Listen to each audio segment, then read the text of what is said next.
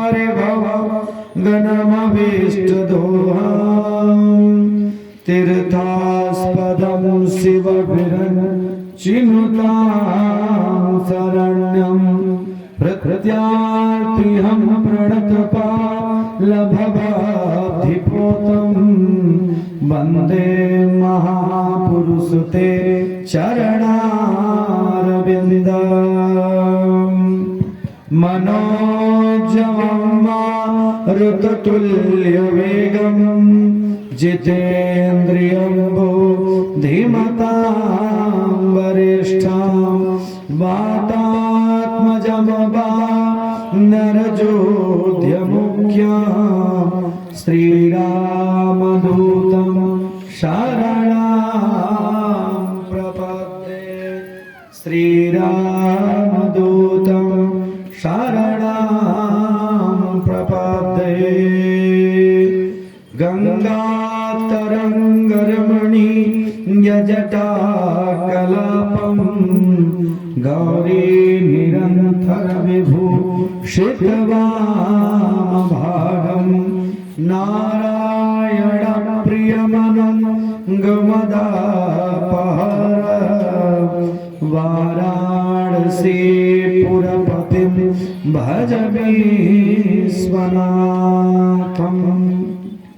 जब तक सूरज चांद रहेगा और सागर में पानी तब तक बाबा अमर रहेगी तेरी राम कहानी तेरी कृष्ण कहानी।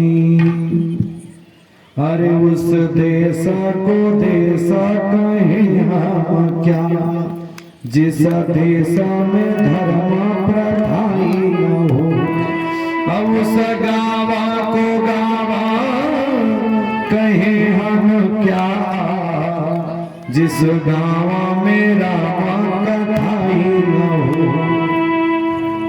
जिस गाँव में राम कथाई न हो।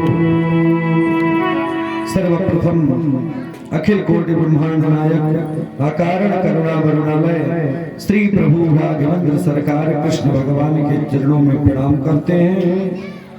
उन्हीं की आह्लादिनी शक्ति स्वरूपा जगत जननी परा अम्बा मातेश्वरी जगदीश्वरी माँ दुर्गा जगत जननी परा अम्बा मातेश्वरी माता दुर्गा के चरणों में प्रणाम करते हुए काली कमली वाले अनाथों के नाथ भूत भावन श्री बाबा विश्वनाथ बरेला महादेव के चरणों में प्रणाम करते हुए शक्ति स्वरूपा जगत जननी हम लोगों के बिंद क्षेत्र में निवास करने वाली मां विंध्याचल भवानी के चरणों में प्रणाम करते हुए आमडीह में उपस्थित समस्त ग्राम के देवी देवता क्षेत्र के देवी देवताओं के श्री चरणों में प्रणाम करते हुए यहाँ की मातृभूमि माँ पृथ्वी वसुंधरा को दंडवत प्रणाम करते हुए यहाँ की मिट्टी को अपने धूल में लगाने का काम करने वाले इस गांव के समस्त श्रेष्ठ गार्जियन जन समस्त युवा जन आए हुए यज्ञ में पधारे हुए दूर दराज से समस्त ग्रामवासी क्षेत्रवासी नगरवासी एवं सती सावित्री अनुसुईया मैत्री गार्गी के पद चिन्हों पर चलने वाली भारतवर्ष की प्रणम्य जिसे यत्र नारस्तु पूज्यन्ते रमन्ते तत्र देवता समस्त नारी शक्ति के चरणों में दंडवत प्रणाम करते हुए बहन बेटी होनहार बच्चे सभी को प्रणाम करते हुए इस कार्यक्रम को सुनियोजन कराने वाले राजा परीक्षित के रूप में विराजमान माता श्रीमती गंगा देवी जी के चरणों में प्रणाम करते हुए धन्यवाद के पात्र हैं आप सकुशल। इस अवस्था में आप 7 दिनों तक हमारे पारायण क्रिया पूजन क्रिया उसके बाद ठंड का समय है प्यारे रोज आपने पूजन किया पाठ किया सब पूर्णाहुति हो गई। कहा जाता है जिस घर में जिस गांव में निर्भीरता के साथ हवन संपन्न होकर पूर्णाहुति भगवान की कृपा से उस गांव में उस परिवार में उस क्षेत्र में शुभ होता है। मंगल होता है। ऐसे माता श्री बड़े भैया श्रीमान श्री प्रेमनाथ सिंह जी, जिन्होंने सेतु के हेतु में बनाया, हमको भी यहाँ तक लाया। 13 साल का वनवास हमारा पूरा हुआ। भगवान का तो 14 साल का हुआ था, लेकिन मेरा 13 साल पहले इस गांव में आया था, 13 साल बाद आया हूं। उस समय दुर्गा भगवती का पाठ करने आया था, और इस बार दुर्गा भगवती के आशीर्वाद से भागवत की कथा वाचन में आया हूँ। बड़ी भाग्य है मेरी, और आप लोगों का दर्शन करने का सौभाग्य प्राप्त हुआ। बड़े भैया श्रीमान श्री शंभुनाथ सिंह जी, जिनके सुपुत्र का यह तिलक है, ऐसे नामकरण संस्कार में श्री भीष्म प्रताप जी का बड़ा सुंदर नाम है। तो बहुत बहुत धन्यवाद। हमें तो लगा कि लड़की की शादी है, इतना बढ़िया व्यवस्था, टेंट, साउंड, और देखिए 5 दिन पहले से भोजन बन रहा है। हमें तो लगा कि यार लड़की की शादी है, लेकिन है लड़के का तिलक। बारे प्रभु, भगवान अगर दे तो बढ़िया से खाओ, बढ़िया से पियो, गांव समाज क्षेत्र को भंडारा करके खिलाओ, उसी का आनंद है। नहीं, धन का 3 गति होता है। पहला है दान, पहला भगवान ने दिया हो तो दान कर लो, या कन्या का दान, या किसी गरीब लड़की के विवाह में दान, या भागवत कथा, राम कथा, धर्मशाला बनवा दो, यज्ञशाला बनवा दो, मंदिर बनवा दो, और नहीं तो दान पहला। उसके बाद उपभोग भगवान ने दिया है, तो माननीय सम्माननीय हमारे प्रधान जी की तरह दिव्य स्वरूप, बढ़िया चकाचक सदरी कुर्ता, देखने से लगे यार कि कोई बड़े आदमी है। इस धन का महत्व होता है। उसके बाद तीसरा नंबर है, या तो उपभोग कर लो, बाल बच्चे बढ़िया साड़ी कपड़ा पहन ले।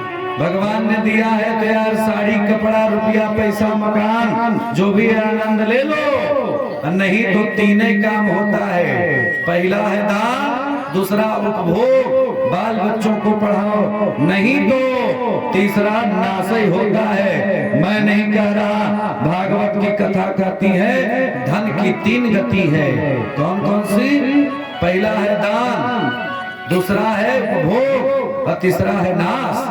तो इसलिए प्यारे आमडीह के लोग तो बड़े धर्मात्मा हैं, बढ़िया कपड़ा पहनो, भगवान ने दिया है तो अच्छे से रहो, नहीं दिया है प्यारे कोई बात नहीं, जिस कपड़े को आप पहनते हो उसी को बढ़िया स्वच्छ करो, जल में पवित्र करो, भगवान को वही पसंद है। और उसके बाद भगवान की कथा सुनो, भगवान की कथा सुनने से बड़ी लाभ है। इस प्रकार बड़े भैया शंभुनाथ जी, बहुत बहुत धन्यवाद है आपको। दीर्घायु हो, मंगल हो, आने वाली पीढ़ियां इसकी गवाही देंगी कि शंभु भैया के पुत्र के भीष्म जी के तिलक में श्रीमद् भागवत सप्ताह ज्ञान यज्ञ हुआ, जिस यज्ञ में भगवान की कृपा से कई लोग आए। यज्ञ में 7 दिनों तक भगवान की कथा हुई। महाराज छोड़ो, 7 दिन की कथा छोड़ो, भगवान देते हैं लोग 10 लाख 20 लाख 25 लाख शादी में लगा देंगे, लेकिन सत्यनारायण की कथा बढ़िया से पंडित बुला के नहीं सुनेंगे तो धन का क्या होगा? अरे यार, धन लेके ऊपर थोड़ी नहीं जाना है, सब यही रह जाएगा। भगवान ने दिया है प्यारे तो यज्ञ कराओ, मंदिर बनवाओ, हनुमान जी कलयुग के प्रधान देवता हैं, उनकी पूजा करो, गांव का कल्याण कराओ, भगवान ने दिया है तो ऐसा करो। बड़े भैया श्रीमान श्री शमशेर सिंह जी, जितना मैं कहूँ शब्दों में कम है। आज घूमते घूमते मैं गाँव से उनके घर तक चला गया, मुझे पता नहीं था कि उनका घर है। नीतीश भैया ने बताया कि शमशेर भैया का घर है। हम कहे यार इतना विशाल बड़ा घर, उसके बाद इतनी जमीन, एक ही प्लाट इतना बड़ा है कि देख के मेरा मन खुश हो गया, क्योंकि मैं भी एक किसान का बेटा हूँ प्यारे। एक जगह एक प्लाट जहाँ होता है वहाँ मकान बनाने का आनंद ही अलग है। जैसे आपका अकेले में घर है, वैसे मेरा भी अकेले में घर है, आस पास दूसरे का घर नहीं है। व्यक्तिगत भगवान की कृपा भोलेनाथ की हुई कि जहाँ पे घर है वहाँ आसपास अपना ही जमीन है, तो ऐसे बहुत बढ़िया लगा घर देखकर। उसके बाद बड़े भैया हमारे बड़े ही प्रिय श्री धर्मेंद्र भैया, बहुत बढ़िया स्कूल का निर्माण है। महाराज शिक्षा देना सबसे बड़ा काम होता है, बहुत अच्छा लगा। उसके बाद हमारे प्रिय शिवम भैया के लिए तो शब्द ही मेरा कम पड़ जाता है, क्योंकि 13 साल के वनवास में जल्दी कोई हमको फोन नहीं किया। परिवार से कोई अगर फोन किया तो वो है शिवम भैया, जिन्होंने फेसबुक के माध्यम से, यूट्यूब के माध्यम से हमसे जुड़े रहे। यहाँ तक कि जो मेरे आराध्य हैं जनपद सोनभद्र में राबर्ट्सगंज की धरती पर बरेला महादेव, वहाँ भी आप जाके अभिषेक किए, फिर उसके बाद पूरे परिवार को ले गए। इसलिए सभी को प्रणाम है, सभी प्रणाम है, सबको धन्यवाद देते हुए आइए भगवान की कृपा है। देखिए संत स्वरूप का आगमन हुआ है। कहते हैं कथा में, पूजा में संत का आगमन ही श्रेष्ठ है। पंकज भैया बहुत बहुत धन्यवाद। फिर फोन से वार्ता होगी। 18 से 24 तक मेरे गांव की जगह है। बोले वृंदावन बिहारी लाल की। जोरदार ताली बजाइए। महात्मा का आगमन यज्ञ में बड़ा अच्छा होता है। प्रेम से बोलिए भक्त वत्सल भगवान की। बड़ा सौभाग्य है आप स्थान ग्रहण करें। उसके बाद इस पवित्र प्रांगण में बैठी हुई समस्त मातृशक्ति जो अभी तक नहीं आई है, वो सबको सादर प्रणाम है। जो आ गई उनको तो दिल से प्रणाम है प्यारे। और इस मंच को सुशोभित करने वाले परम विद्वान, गाड़ी बिना चालक के, घर बिना बालक के, मंच बिना संचालक के बेकार होता है। हमारे संचालक क्रम को संभालने वाले पंडित धैर्यानंद शास्त्री जी का अभिनंदन है। एवं श्रीमद् भागवत सप्ताह ज्ञान यज्ञ का 18,000 श्लोकों का पारायण कर नियमानुसार पूर्ण करने की विधि को पूर्ण करने वाले परम प्रिय दीपेंद्र कुमार विद्यार्थी जी महाराज, एवं इस मंच को सुशोभित करने वाले, गौरवान्वित करने वाले, अपनी नाम के अनुसार जाने जाने वाले परम प्रिय विनय कुमार चौबे जी का भी हार्दिक अभिनंदन मंच पर। एवं नीतीश भैया जो कि आपके गांव के हैं लेकिन हमारे जनपद सोनभद्र की शान है, ऐसे नीतीश जी के लिए एक बार ताली बजाइए। उसके बाद श्रीमान कालीचरण जी का भी अभिनंदन। उसके बाद साउंड के व्यवस्थापक बनी यंत्र के माध्यम से साथ देने वाले सबका मंगल हो। एक बात आपको बताऊं, कलयुग में, इस कलयुग से मैया बढ़िया कोई युग नहीं था। द्वापर में यज्ञ करना पड़ता था, त्रेता में खूब दान करना पड़ता था, सतयुग में एक पैर पे खड़ा होकर के यज्ञ करना पड़ता था। लेकिन कलयुग क्या है? कलयुग केवल नाम आधार,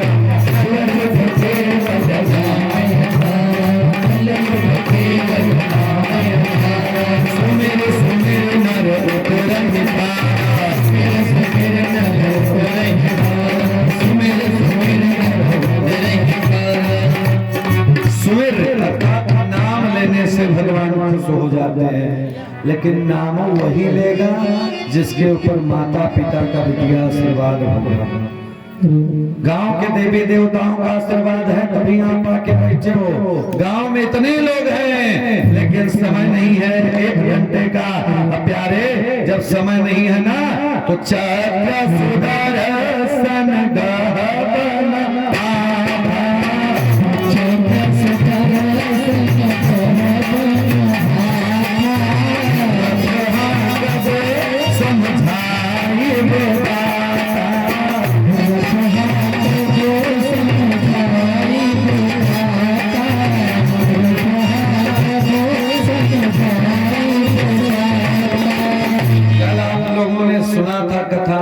कृष्ण भगवान को मांगने के लिए दुर्योधन भी गया कि हे केशव तुम हमारी तरफ से युद्ध करना। अर्जुन भी गए लेकिन भगवान ने क्या कहा कि ठीक है दुर्योधन तुम मेरी नारायणी सेना ले लो या हमको ले लो, किसको चाहते हो? देखो एक बात है, रथ कब समझाई पाता चक्र सुदर्शन गहब नहा था। युद्ध नहीं करूंगा बस दिमाग दूंगा। तुझे क्या चाहिए? महामूर्ख था दुर्योधन, कहा कि क्या दिमाग देंगे, इससे बढ़िया तो 16,000 जो सेना है, सेना ले लो, जीत जाएंगे। दुर्योधन सेना लेके चला गया। अर्जुन ने हाथ जोड़ के कहा, प्रभु मैं तो आपको चाहता था, जिसके पास भगवान की कृपा हो उसे कहने की जरूरत नहीं, भगवान कहता नहीं है, दे देता है। चक्र सुदर्शन का रहा था, लेकिन बाहरे प्रभु भगवान ने वादा किया था कि चक्र नहीं लूंगा, लेकिन जब सम्रांगण में अभिमन्यु की मृत्यु हो गई प्यारे, अभिमन्यु को मार दिया गया। आज अर्जुन नहीं था, जब अर्जुन नहीं था तो भगवान ने सोचा आज युद्ध कौन करेगा। अर्जुन को लेकर के सम्रांगण से दूर चले गए कुरुक्षेत्र से। आज भगवान की जब पता चला है प्यारे अर्जुन को कि अर्जुन तुम्हारा पुत्र अभिमन्यु मारा गया युद्ध में, विचार करके संकल्प हो गया कि आज चाहे जो हो जाए, जयद्रथ की मृत्यु हो जाएगी। विचार करिए, मैं जो कहना चाहता हूं उसको समझिए। यहाँ युद्ध हुआ, युद्ध में सारी चीजें हुई। मैं अंतिम बात आज आपको बताऊं उपसंहार के क्रम में, आज क्योंकि विश्राम दिवस है प्यारे। जब भगवान दुर्योधन की तरफ से कोई योद्धा कामयाब नहीं हुआ तो एक दिन की बात है, दुर्योधन ने कहा कि भीष्म पितामह बाबा जी, आप मेरी तरफ रहते हो और आप लड़ाई हमारी तरफ करते हो, लेकिन आशीर्वाद दुर्योधन को देते हो। किसको? अर्जुन को देते हो, दुर्योधन को आशीर्वाद नहीं देते। मेरा नमक खाते हो। ये कब की बात है? शंखनाद होने वाला था, युद्ध होने वाली थी। एक तरफ कौरवों की सेना, एक तरफ पांडवों की सेना, और स्वयं युधिष्ठिर जी शंखनाद करने वाले थे, लेकिन युधिष्ठिर जी ने अपने रथ को छोड़ा, उतर के दुर्योधन की तरफ आने लगे। सेना खड़ी थी, दुर्योधन ने सोचा कि लगता है कि पांडव डर गए, आ रहा है प्रणाम करने की, युद्ध करने, क्षमा मांगने आए। युधिष्ठिर जी ने गुरु द्रोणाचार्य, कृपाचार्य, भीष्म पितामह जी को दंडवत प्रणाम किया। तीनों लोगों ने आशीर्वाद दिया, विजयी भव, विजयी भव, विजयी भव। दुर्योधन ने देखा, कहा खाते हो मेरा नमक, खाते हो मेरी टीम में खड़े हो, आशीर्वाद विजयी भव का उसको दे रहे हो जिससे युद्ध करने जा रहे हो। हाँ? दुर्योधन ने कहा द्रोणाचार्य, कृपाचार्य, भीष्म पितामह को। द्रोणाचार्य ने कहा, मूर्ख दुर्योधन, तू अपनी जिह्वा पर लगाम रख। शायद तू भी छोटा भाई मानकर, बड़ा भाई मानकर तुम छोटे हो, युधिष्ठिर के यहाँ जाके प्रणाम करते बेटा ना, तो तुमको भी वो आशीर्वाद विजयी भव का देता, क्योंकि जब भी छोटा बड़े को प्रणाम करेगा तो आशीर्वाद निकल ही जाता है। लेकिन तू तो अहम में चूर है। एक दिन देखना दुर्योधन, तुम्हारा विनाश सुनिश्चित है, कोई रोक नहीं सकता। जो प्रणाम करता है उसको आशीर्वाद मिल जाता है, और प्रणाम का परिणाम अच्छा है। मुंह से निकले या न निकले आशीर्वाद, दिल उसको आशीर्वाद दे देता है। मैं नहीं कहता। एक बार युद्ध होने लगी प्यारे, जब युद्ध में भीष्म पितामह अर्थात कौरवों की सेना कमजोर पड़ गई, उस दिन आज दुर्योधन ने कहा, अरे बाबा जी, भीष्म पितामह जी, क्या चाहते हैं आप कि मेरी सेना सब समाप्त हो जाए, पांडव जीत जाए? पक्षपात करते हो आप। भीष्म पितामह ने कहा, ऐसी बात नहीं है, देखो सत्य उधर है, भगवान कृष्ण उधर है सत्यता की तरफ, और तुम अधर्मी हो। तूने कहा था कि सुई की नोक के बराबर मैं जमीन बिना युद्ध के नहीं दूंगा, तुम ऐसा मत सोचो। लेकिन दुर्योधन ने कहा, मैं चाहता हूं कि मेरे प्रथम सेनापति आज आप बने, युद्ध के सेनापति आप बन जाएं। आज भीष्म पितामह को बात लग गई। भीष्म पितामह ने कहा, आज मैं जब तक पांडवों के शिविर से किसी न किसी योद्धा को समाप्त नहीं कर देता, तो तब तक यह भीष्म पितामह अकेले नहीं बैठेगा। आज रण संग्राम में शंखनाद हुआ प्यारे, भीष्म पितामह पूरी टीम अपने सैनिकों को लेकर बढ़े और जब भीष्म पितामह के बाण लगे चलने तो महाराज पांडवों की सेना धराशायी होने लगी। यहाँ तक कि अर्जुन को भी चोट लगा, सारे पांचों पांडवों को धराशायी कर दिया युद्ध से, और महाराज बाण थोड़ा थोड़ा लगा, घायल हो गए। पहले का ही नियम था कि अगर योद्धा घायल हो गया तो उसके पर कोई वार नहीं कर सकता दुश्मन।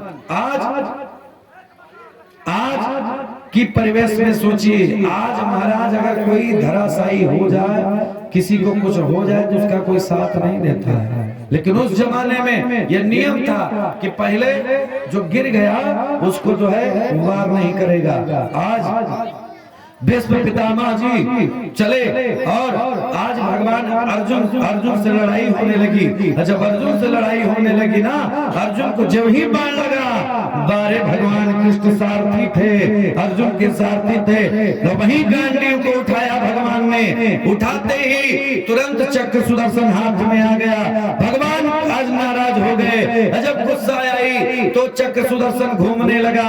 जब ही चक्र सुदर्शन को भगवान ने आदेश किया, जाओ भीष्म पितामह की तरफ। भीष्म पितामह पूरा धनुष्मान उठा के रख दिए, साष्टांग दंडवत प्रणाम किया और हंसने लगे। बारे केशव, बारे कृष्ण, धन्य हूं मैं, मेरा जीवन धन्य हो गया भीष्म पितामह का कि आज तूने संकल्प किया था केशव कि मैं रथ कब समझाई बाबा।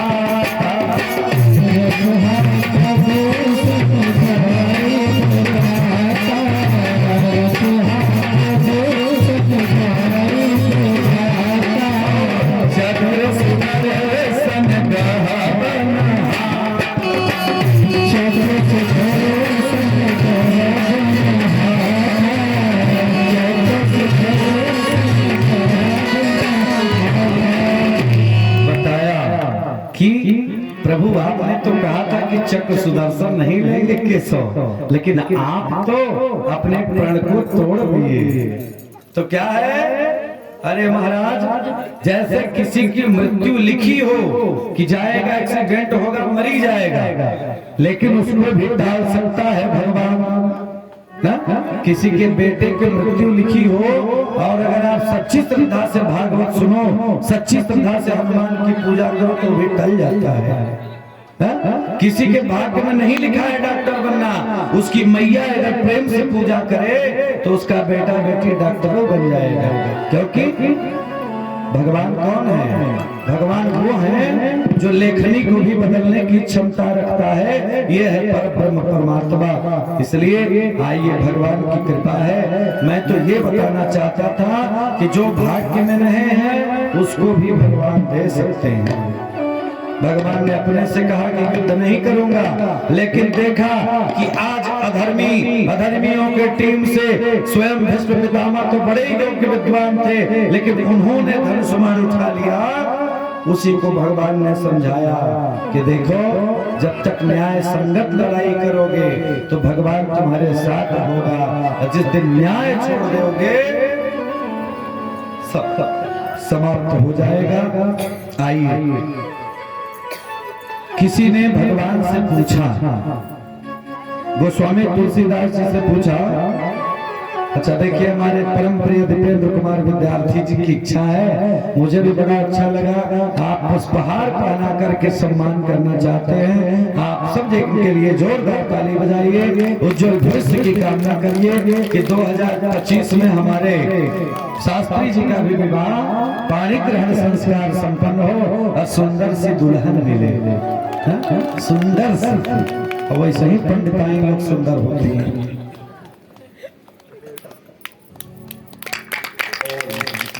जय हो, जय हो। अरे महाराज, सुंदरता तो बड़ी पसंद है हम लोगों को, क्या सबको? हाँ, सुंदर वस्तु कहीं दिख जाए। हमने कल प्रधान जी हम वर्णन कर रहे थे कि रुक्मिणी जी आज पूजन के लिए गई और कृष्ण भगवान गए थे उनको लाने के लिए, लेकिन कृष्ण भगवान को रुक्मिणी जी पहचानी नहीं। उनको लगा कि कृष्ण किधर है। अब 33,000 सैनिकों को भेज दिया। कौन, किससे विवाह लगा था रुक्मिणी जी का, बताओ आप? शिशुपाल से शादी लगी थी। हाँ? अब भगवान कृष्ण लड़कियां लेके गायब हो गए। अब भेज दिया सैनिक 33,000। अब 33,000 सैनिक आए और रुक्मिणी जी तो कृष्ण को खोज रही थी। उसी 33,000 के बीच में कृष्ण थे। अब भगवती कैसे पहचाने? महाराज जिसको रुक्मिणी जी देखती उस सैनिक को लगता ये देवी जी अर्थात रुक्मिणी जी हम ही से शादी करना चाहती है। वो अपने को नहीं देखता कि मैं क्या हूँ। जैसे नारद जी महाराज विश्व मोहनी का रूप, नारद जी महाराज रूप बना के गए बंदर का और सोच रहे हैं कि हम वहीं से शादी कर लें। आज यही तो है कलयुग का प्राणी। लड़का चाहे कितना कैसा हो, लड़की उसको सुंदर ही चाहिए। वही हुआ। आज किसी ने पूछा ये बताइए कि बाबा ने गोस्वामी तुलसीदास जी ने लिखा है ना कि हरि व्यापक सर्वत्र समान, हरि व्यापक सर्वत्र समान, हरि व्यापक सर्वत्र समान, हरि व्यापक सर्वत्र समान, प्रगट हो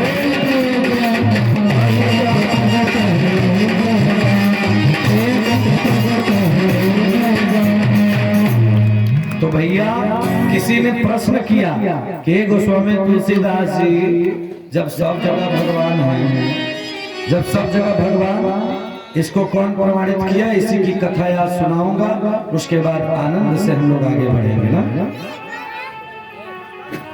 गोस्वामी तुलसीदास जी ने कहा कि हरि व्यापक सर्वत्र समाना। जब सब जगह भगवान, हम में भगवान, तुम में भगवान, राजा में भगवान, महाराजा में भगवान, गरीब में भगवान, शोषित में भगवान, पिछड़ों में भगवान, देवी में भगवान, देवता में भगवान, पशु में भगवान, पक्षी में भगवान, मच्छर में भगवान और सब जगह भगवान। यहाँ तक कि गदहों में भगवान। भारत देश है, भारत में सब जगह भगवान। बिटिया तुम्हारे में भी भगवान, देवी माई।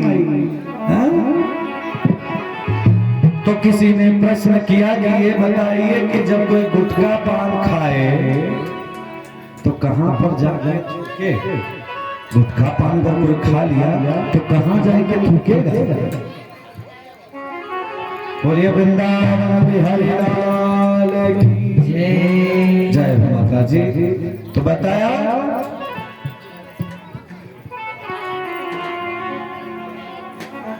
अच्छा उसका मुख खराब माना गया है। किसका मुख? ये चेहरा तो भगवान जिसको देते हैं सबको बढ़िया ही देते हैं 84 लाख जोनी में। लेकिन स्वामी जी ने लिखा क्या? अरे जही मुख राम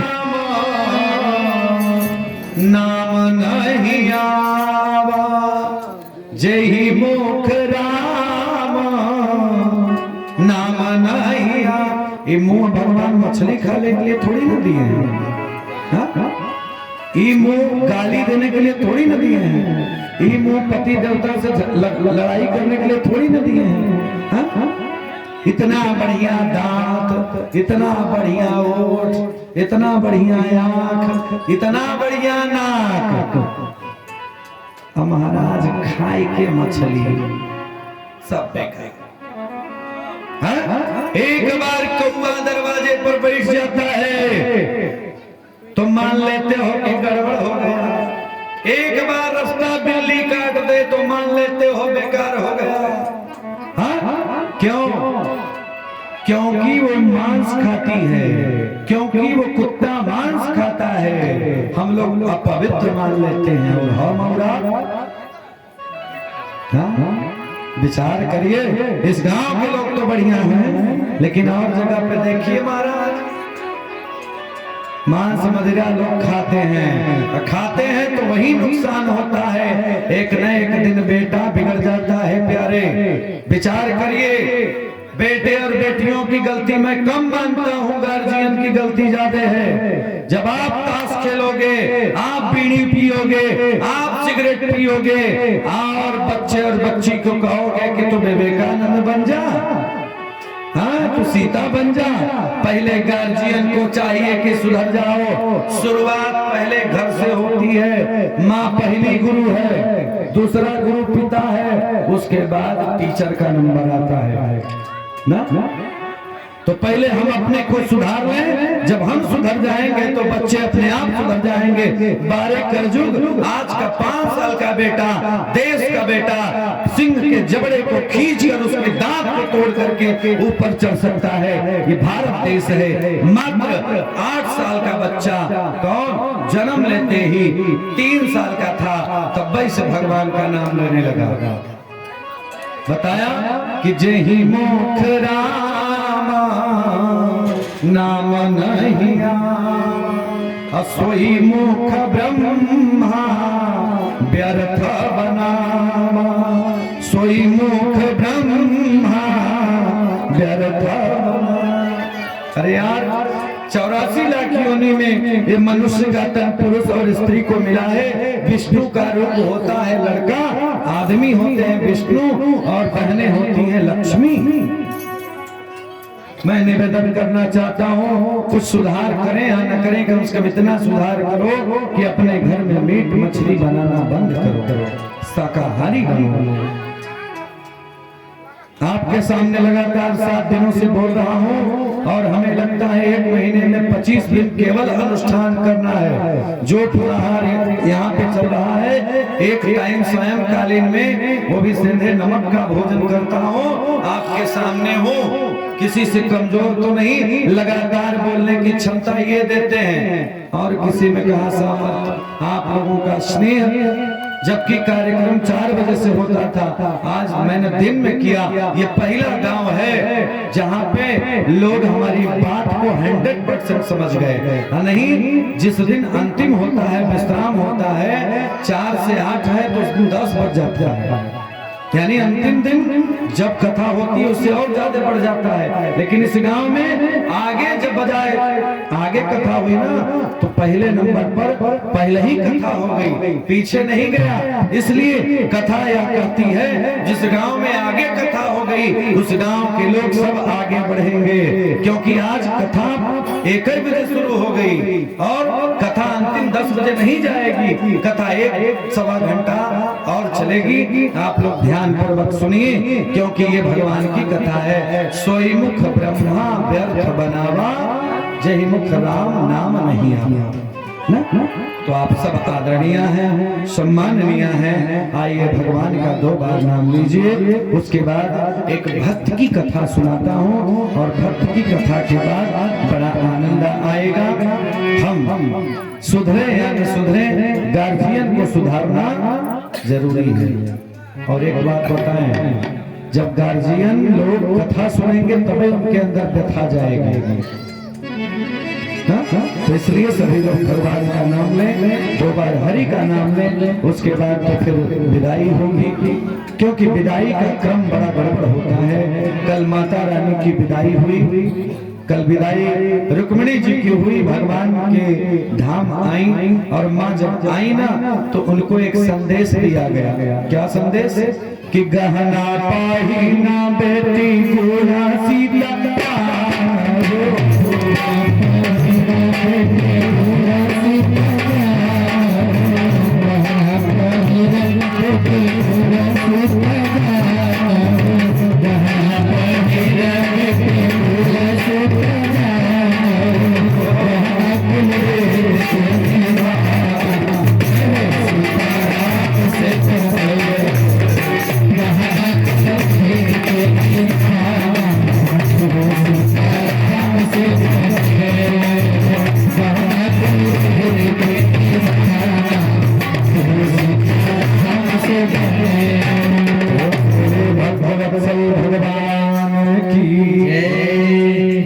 ऐसे ही एक गांव में भागवत हो रही थी, तो महाराज पंडित जी भागवत सुना रहे थे। एक जजमान खड़ा हो गया, उसने कहा कि पंडित जी भागवत सुना रहे हैं, ये बताइए कि भागवत में सबसे बड़ा पात्र कौन है, सबसे बढ़िया पात्र कौन है?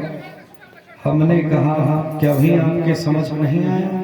पूरी लंका जल गई, रावण को पता ही नहीं कि बड़ा पात्र कौन है। दुनिया में सबसे बड़ा पात्र अगर कोई है तो भक्त है प्यारे, जो कथा को सुनता है वो सबसे बड़ा है। जमीन पे बैठने वाला जमींदार होता है, चौकी पे बैठने वाला चौकीदार होता है। क्योंकि जब भक्त नहीं होंगे तो भगवान कहाँ होगा, जब भक्त नहीं होंगे भगवान कहाँ होगा, जब भक्त नहीं होंगे भगवान कहाँ होगा, समस्या का समाधान कहाँ होगा, की समस्या का समाधान कहाँ होगा, जब भक्त नहीं होंगे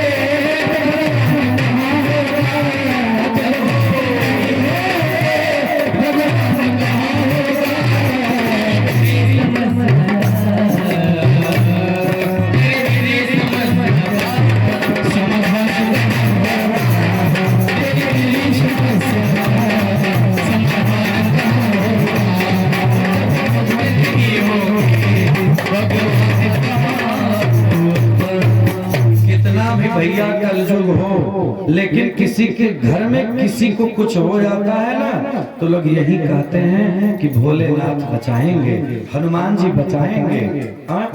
और आप तो कितने भाग्यशाली हैं कि ये जो भोलेनाथ बैठे हमारा, ये साधारण नहीं है, साधारण भगवान ये नहीं है। बड़ा बढ़िया गांव भाग्यशाली है, इस गांव के लोग बड़े भाग्यशाली हैं। भोलेनाथ की प्रतिमा जाके देखिए, गजब की है।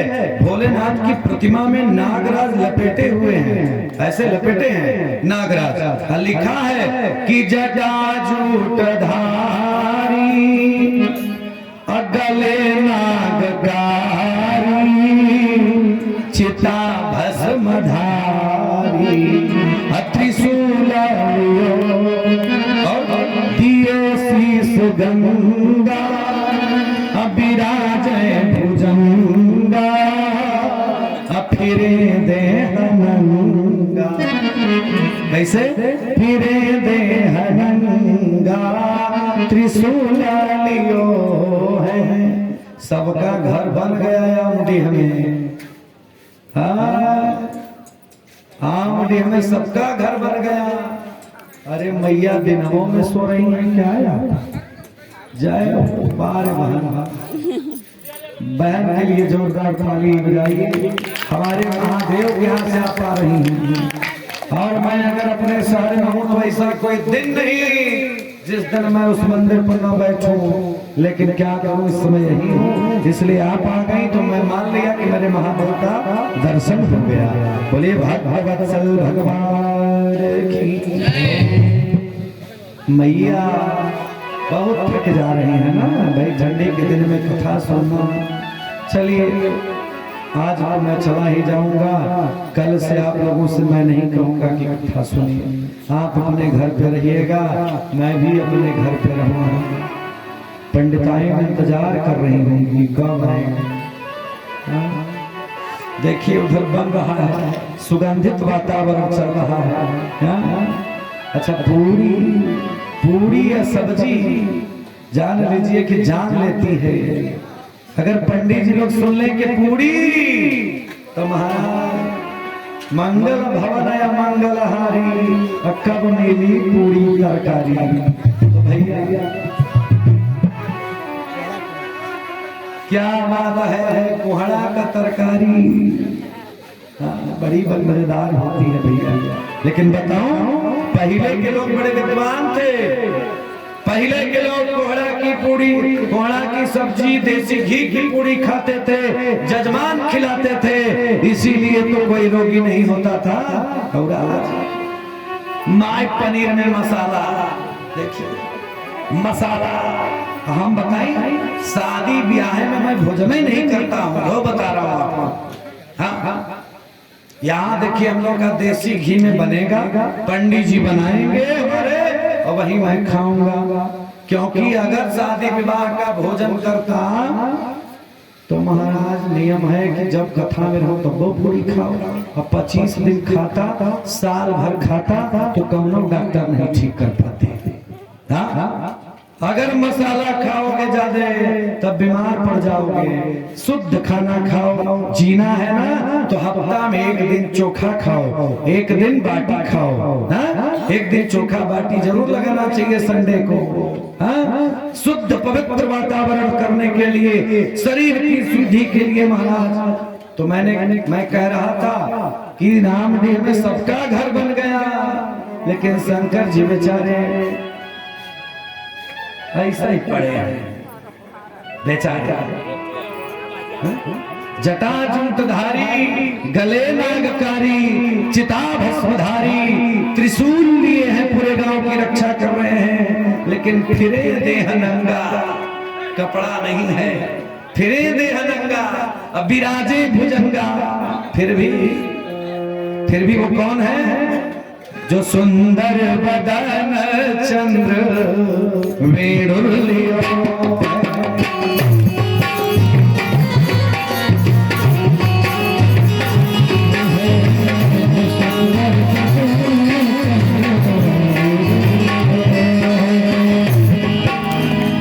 अच्छा, फेयर एंड लवली और बीको टर्मरिक और फेस मास्क लगाने से थोड़ी ना कोई गोरा होता है। हाँ, क्यों बेटी डॉक्टर साहब? फेयर एंड लवली, बीको टर्मरिक और क्या क्या फेयर एंड हैंडसम क्रीम है, उसको लगाने से कोई गोरा नहीं होता। एडवाइस प्रचार आता है, पियर्स लगाओ गोरे बन जाओ। अरे भैया, अगर पियर सही और बीको टर्मरिक से गोरा होना होता तो वेस्ट इंडीज वालों को जाके दे दो, गोरे हो जाएगा। अरे यार, गोरा और काला से क्या मतलब? सांवली सूरत दिल दीवाना हो गया, सांवली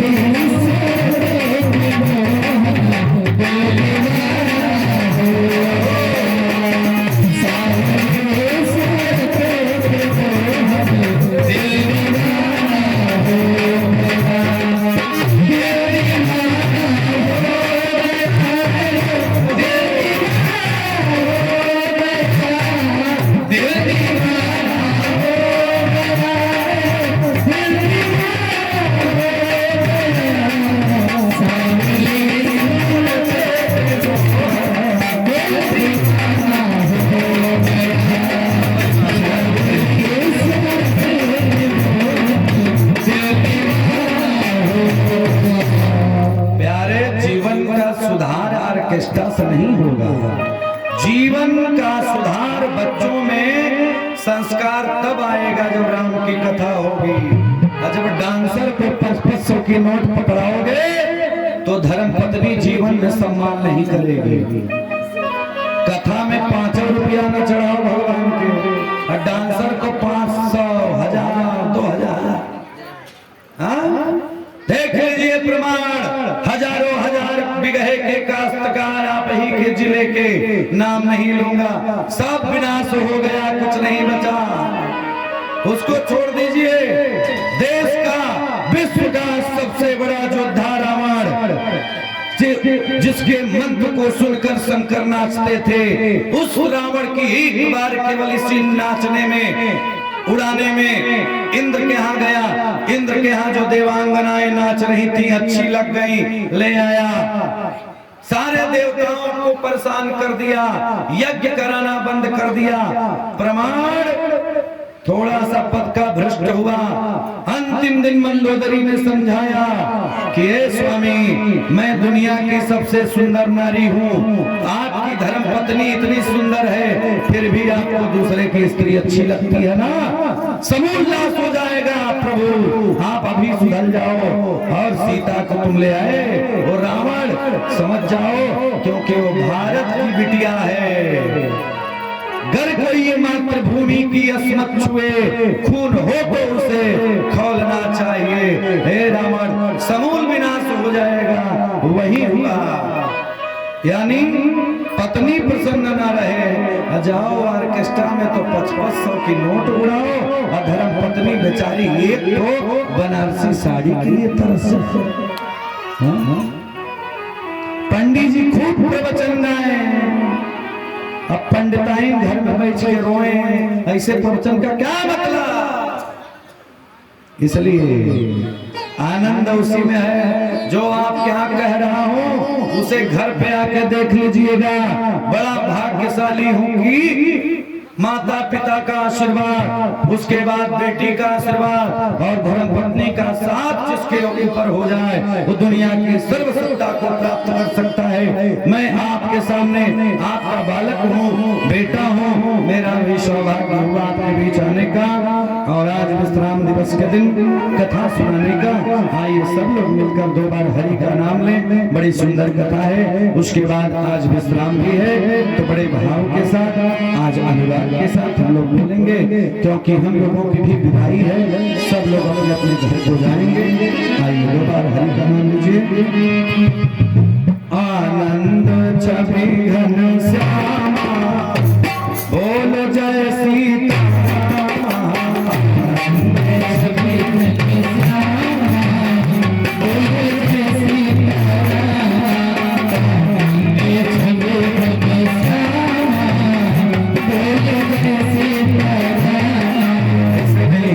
अच्छा भोजन करके आए कि नहीं? जय हो कहा।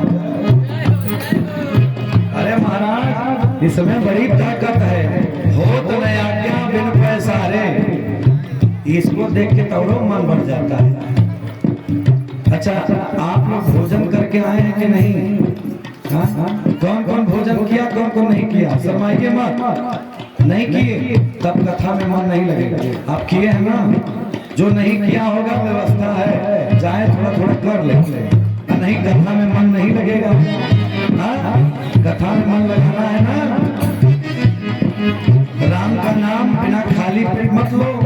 कथा कहती है कि खा के बढ़िया तंदुरुस्त हो तब सुनो तब आनंद आएगा। मैया कुछ खाई कि नहीं? माता कुछ खाई? पानी वानी पी है ना? तब तो आप लोग नहीं बोलेंगे, पहले आप लोग बोलेंगे तब तो कथा आगे बढ़ेगी। नहीं तो आरती होगी, मैं भी अपने महल में बैठ जाऊंगा। जो भैया ने दिया है इसमें फिलहाल तिलक रात में करवाना है और उसके बाद हम भी अपने घर चले जाएंगे। तो कौन कौन जाएगा साथ में मेरे? वाह, कल डॉक्टर साहब नहीं थी, सुना लग रहा था। तो मैं बोलूंगा, पीछे से आप लोग बोलेंगे। आनंद छवि घन श्यामा बोल जय सीताराम, छवि घन श्यामा बोल जय सीताराम, छवि घन श्यामा बोल जय सीताराम, छवि घन श्यामा बोल जय सीताराम।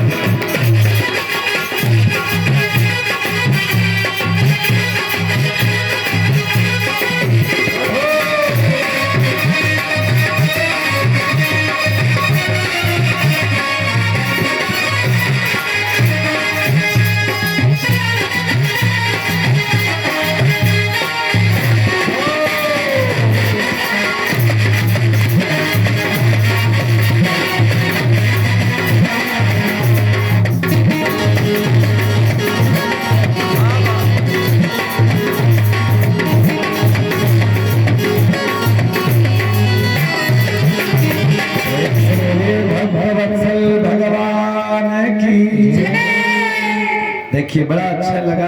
कहते हैं जिसको प्रसन्नता रहती है किसी भी कार्य में तो अच्छा होता है। प्रसन्न रह के कार्य करने वाला व्यक्ति कभी असफल नहीं होता। इसीलिए कहा गया जो भी अपने घर में रहता हो उसको प्रसन्न होना चाहिए, और यहाँ नहीं कि कोप भवन में चले जाइए। पहले जमाने में प्यारे घर बनता था पिताजी ना, तो एक कमरा कोप के लिए बनता था। गुस्सा यानी जब कोई घर में नाराज हो तो उसी कोप भवन में चला जाए। हाँ, घर का जो मुखिया था वो समझ जाएगा कि देवी जी नाराज। हाँ? राजा दशरथ से जब कैकेयी जी को कुछ मांगना हुआ तो कोप भवन गौने कैकेयी गई। राजा दशरथ जान गए कि लगता है देवी जी आज नाराज है, और आज कलयुग में सब घर वही कोप भवन है। हाँ? कोप का मतलब जब नाराज हो तब कोप भवन में जाओ। महाराज देखिए डॉक्टर साहब के द्वारा विशेष दक्षिणा अर्पित है, जोरदार ताली। और बहन के द्वारा भी दिव्य दक्षिणा अर्पित है। भगवान आपको खूब आगे बढ़ाएं, खूब विकास करें। बेटियां जहाँ पे संस्कारिक होती हैं प्यारे, उसका विकास सुनिश्चित है। बोले भक्तवत्सल भगवान की जय। आज राजा परीक्षित ने पूछा, गुरुदेव हमको एक बात बताइए। आपने ये बताया कि भगवान ने प्रेत को तारा, भूत को तारा, डाकिनी को तारा, शैतान को तारा, मनुष्य को तारा, पक्षी को तारा। सबकी कथा हम 7 दिन में सुन लिए, लेकिन ये बताइए कि क्या आपके भगवान कभी पक्षपात भी करते हैं क्या? सुखदेव जी ने कहा बहुत बढ़िया प्रश्न किए हो परीक्षित, लेकिन जानते हो भगवान कभी पक्षपात नहीं करता। पक्षपात तो आजकल के लोग करते हैं। बताया कि प्रमाण देता हूं तुमको। तुम्हारे कहने का मतलब ये था कि क्या देवताओं का मनुष्यों का ही भगवान साथ देते हैं कि राक्षसों का भी देते हैं? आज सुखदेव जी ने कहा कि ध्यान पूर्वक सुनो। एक निशाचर जो था हिरण्याक्ष, जब मारा गया तो उसका भाई था हिरण्यकश्यपु। क्या नाम था? हिरण्यकश्यपु। राक्षस कुल में था। बताया कि अब ध्यान से सुनो, तुम्हारे कहने के अनुसार मैं राक्षस को भी भगवान ने तारा, ये बताने जा रहा हूँ। क्योंकि राक्षस के भी कुल में भगवान के भक्त पैदा होते हैं। जरूरी नहीं है कि हमारे शोषित पिछड़े गरीब अमीर में ही भगवान आए, नहीं। जो प्रेत योनि अर्थात राक्षस कुल का है उसके यहाँ भी भगवान आते हैं। कैसे? ध्यान से सुनिएगा, थोड़े समय के लिए। बड़ा अच्छा माहौल है, बड़े अच्छे लोग हैं आप लोग। सुखदेव जी ने कहा राजा परीक्षित, एक समय की बात है कि जब हिरण्याक्ष मारा गया युद्ध में तो उसका भाई था हिरण्यकश्यपु। निश्चित कर लिया भगवान श्री हरि विष्णु से बैर कर लिया कि ये देवताओं की रक्षा करते हैं, हम लोग की रक्षा नहीं करते। अब इसका मैं युद्ध करके ही, लड़ाई करके ही इससे निकालूंगा। संयोग से वो इसका इतना आतंक बढ़ा, हिरण्यकश्यप का इतना आतंक बढ़ा जैसे रावण करता था। मां नहीं मात पिता नहीं देवा, नहीं मात पिता नहीं देवा, नहीं मात पिता नहीं देवा। साधु सन करवावै सेवा, साधु सन करवावै सेवा, साधु सन करवावै सेवा। माता पिता को नहीं मानता, साधु संतों से सेवा कराता, यहाँ तक कि उसे कहीं यज्ञ होती थी तो विध्वंस कर देता था। आजकल भैया कहीं यज्ञ पूजा कराओ ना तो 10 विरोधी तैयार हो जाते हैं ना? लेकिन क्या करोगे, पहले जमाने से है। बढ़िया कार्य आप करने चलेंगे तो 10 लोग मना करेंगे। लेकिन एक बात आपको बताऊं, परम पूजनीय प्रातः स्मरणीय वंदनीय हमारे भारत के बड़े अच्छे विद्वान हुए श्री स्वामी कल्पात्री जी महाराज। स्वामी कल्पात्री जी महाराज की एक बड़ी सुंदर घटना आपको बता दूं, आप समझ जाओगे कि कभी भी आप शुभ कार्य करो तो रुको मत। जो पढ़ाई कर रहा है उसके लिए भी अच्छी बात बताऊं, कोई बेटा अगर कोई परीक्षा पास नहीं कर पा रहा है, कोई बेटियां अगर किसी परीक्षा को पास नहीं कर पा रही है, तो सिर्फ एक मंत्र मेरा यही ले लो, कल्याण हो जाएगा। दुनिया में सर्व सत्ता को पा सकते हो। अगर आप चुनाव लड़े, हार गए, नहीं जीत रहे हो प्रधानी का चुनाव, एक मंत्र ले लो, चुनाव जीत जाओगे, मैं गारंटी ले रहा हूं। लेकिन इस मंत्र को लेना पड़ेगा। बाबा जी, पुजारी जी देखिए उपस्थित हैं, गिरी बाबा। कहा जाता है शंकर भगवान सबसे बड़े दुनिया के कथावाचक हैं। शंकर जी ही पार्वती जी को भागवत सुना रहे हैं, और पार्वती जी और शंकर जी की ही कथा है जो नारद जी ऋषि, सप्त ऋषि नारद जी को सुनाए, वहीं सुखदेव जी परीक्षित को सुनाए, वहीं आज मैं आप लोगों को सुना रहा हूँ। तो सबसे बड़े कौन है? कथावाचक शंकर जी, और उनके प्रधान पुजारी बाबा जी। बोले वृंदावन बिहारी लाल की। तो किसको किसको मंत्र चाहिए? डॉक्टर बनने का, इंजीनियर बनने का, साइंटिस्ट बनने का, प्रधान बनने का, प्राचार्य बनने का, बताइए चाहिए मंत्र ना? मंत्र नंबर 1 नोट कर लीजिए, पूरा याद करिएगा जो मैं बताऊंगा। बहुत बढ़िया मंत्र है। ये बता कौन रहा है? दुनिया का सबसे बड़ा विद्वान स्वामी कल्पात्री जी महाराज बता रहे हैं। क्या? एक समय की बात है, कुछ लोगों को एक यज्ञ कराना हुआ, तो एक कमेटी बन गई। कमेटी में सारे युवा लोग थे, नवयुवक थे। नवयुवक माने आप लोग समझ रहे हैं हमारी भाषा, नवयुवक यानी जवान सारे गांव के जो थे वो एक जगह हो गए, और संजोग से एक बूढ़ा व्यक्ति, बुजुर्ग व्यक्ति जामवंत जी की तरह उस कमेटी में था। बहुत बहुत धन्यवाद, अभिनंदन है आप लोगों का। हाँ, ये चाहता है तो मेरा मन बहुत प्रसन्न हो जाता है। मेरा का दुनिया का हर व्यक्ति बोले वृंदावन बिहारी लाल की। अच्छा, आज आप लोग आए हैं ना, आप लोग के लिए ताली बजा दीजिए। हाँ, जो आज आया वो सबसे बढ़िया, और जो पहले आया वो बहुत बढ़िया। बोलिए वृंदावन बिहारी लाल की।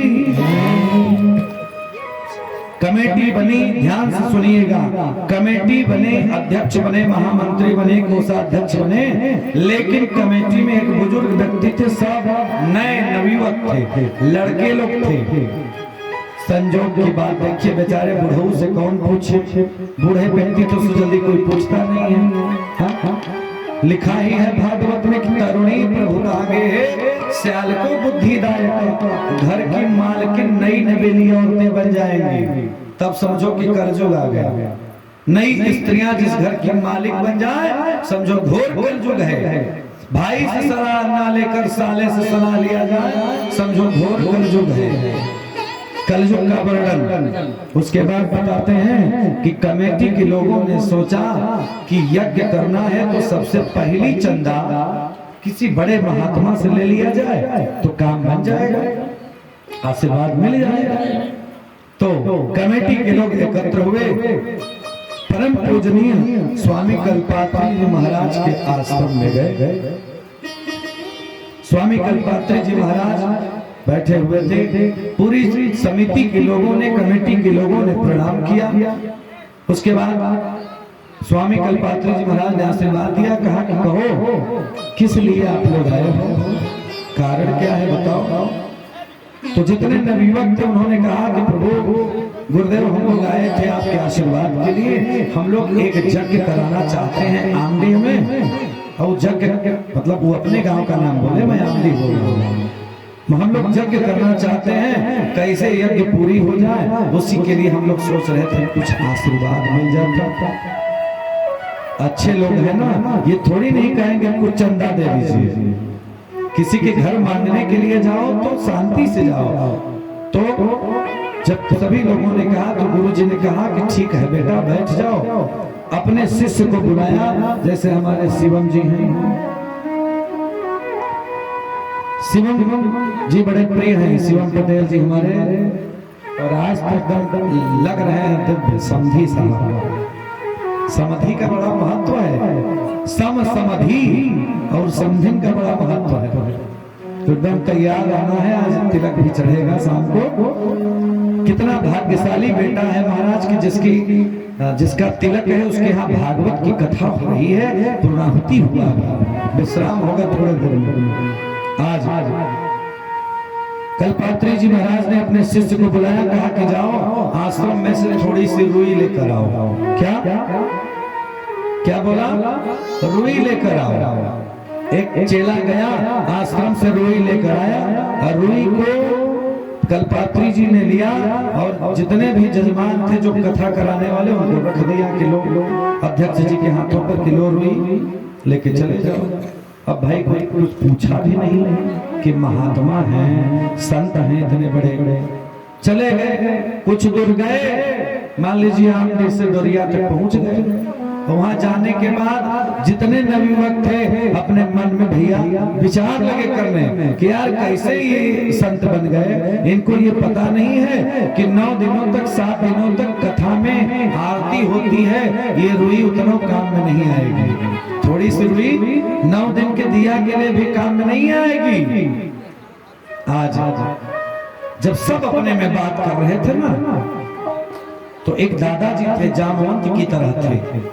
जामवंत जी ने कहा, बेटा वो बड़े संत हैं, उन्होंने रुई दिया तो उसका कोई महत्व होगा, समझो तो। लेकिन कोई बात नहीं माना। लेकिन फिर महात्मा जी की बातों को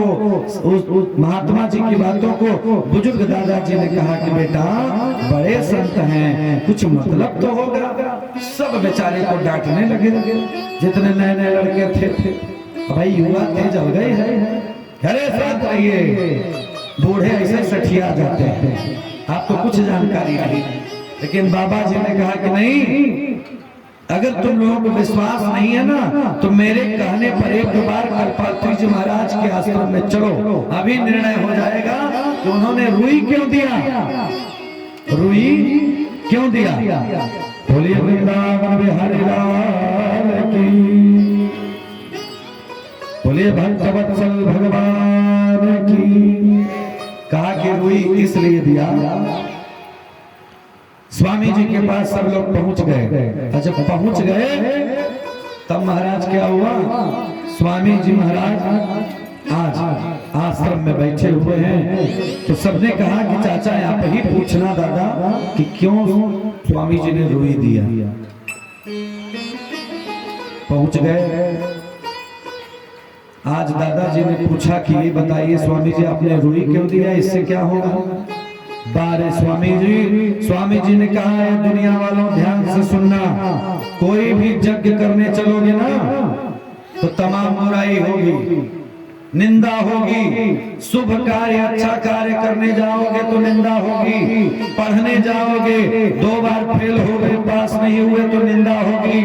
बिटिया का शादी कहीं तय करोगे, लड़के में थोड़ी बहुत कमी होगी तो निंदा होगा। लेकिन जो व्यक्ति एक बार जिस चीज का संकल्प कर ले, प्रधानी के चुनाव में आ गया, तो ये विचार ना करे कि सामने वाला कौन है, जो हूँ मैं हूँ ये मानकर चलो। लेकिन सबके में प्रेम रखो, भाव रखो, और प्यारे पढ़ने जाओ तो सिर्फ ये भाव रखो कि जो होगा वो देखा जाएगा। एक बार नहीं हुआ तो क्या हुआ, 2 बार नहीं हुआ तो क्या हुआ, 3 बार नहीं हुआ तो क्या हुआ। जब जरासंध 17 बार लड़ाई करके हार गया, तो 18वीं बार जब आएगा, 18वीं बार ही तो कम से कम जीतूंगा। यही बगल में हमारे जिले में सिद्धि गांव है, नंदलाल मौर्य बड़े अच्छे प्रधान हैं, और उसके पहले एक प्रधान थे 5 पंचवर्षीय लगातार, और हर बार वो लड़ता था, सेकंड फाइटर रहता था। बारे प्रभु 5वीं बार जब वो 6वीं बार में प्रधान बना, तो आज कई बार से वो प्रधान भी है भैया।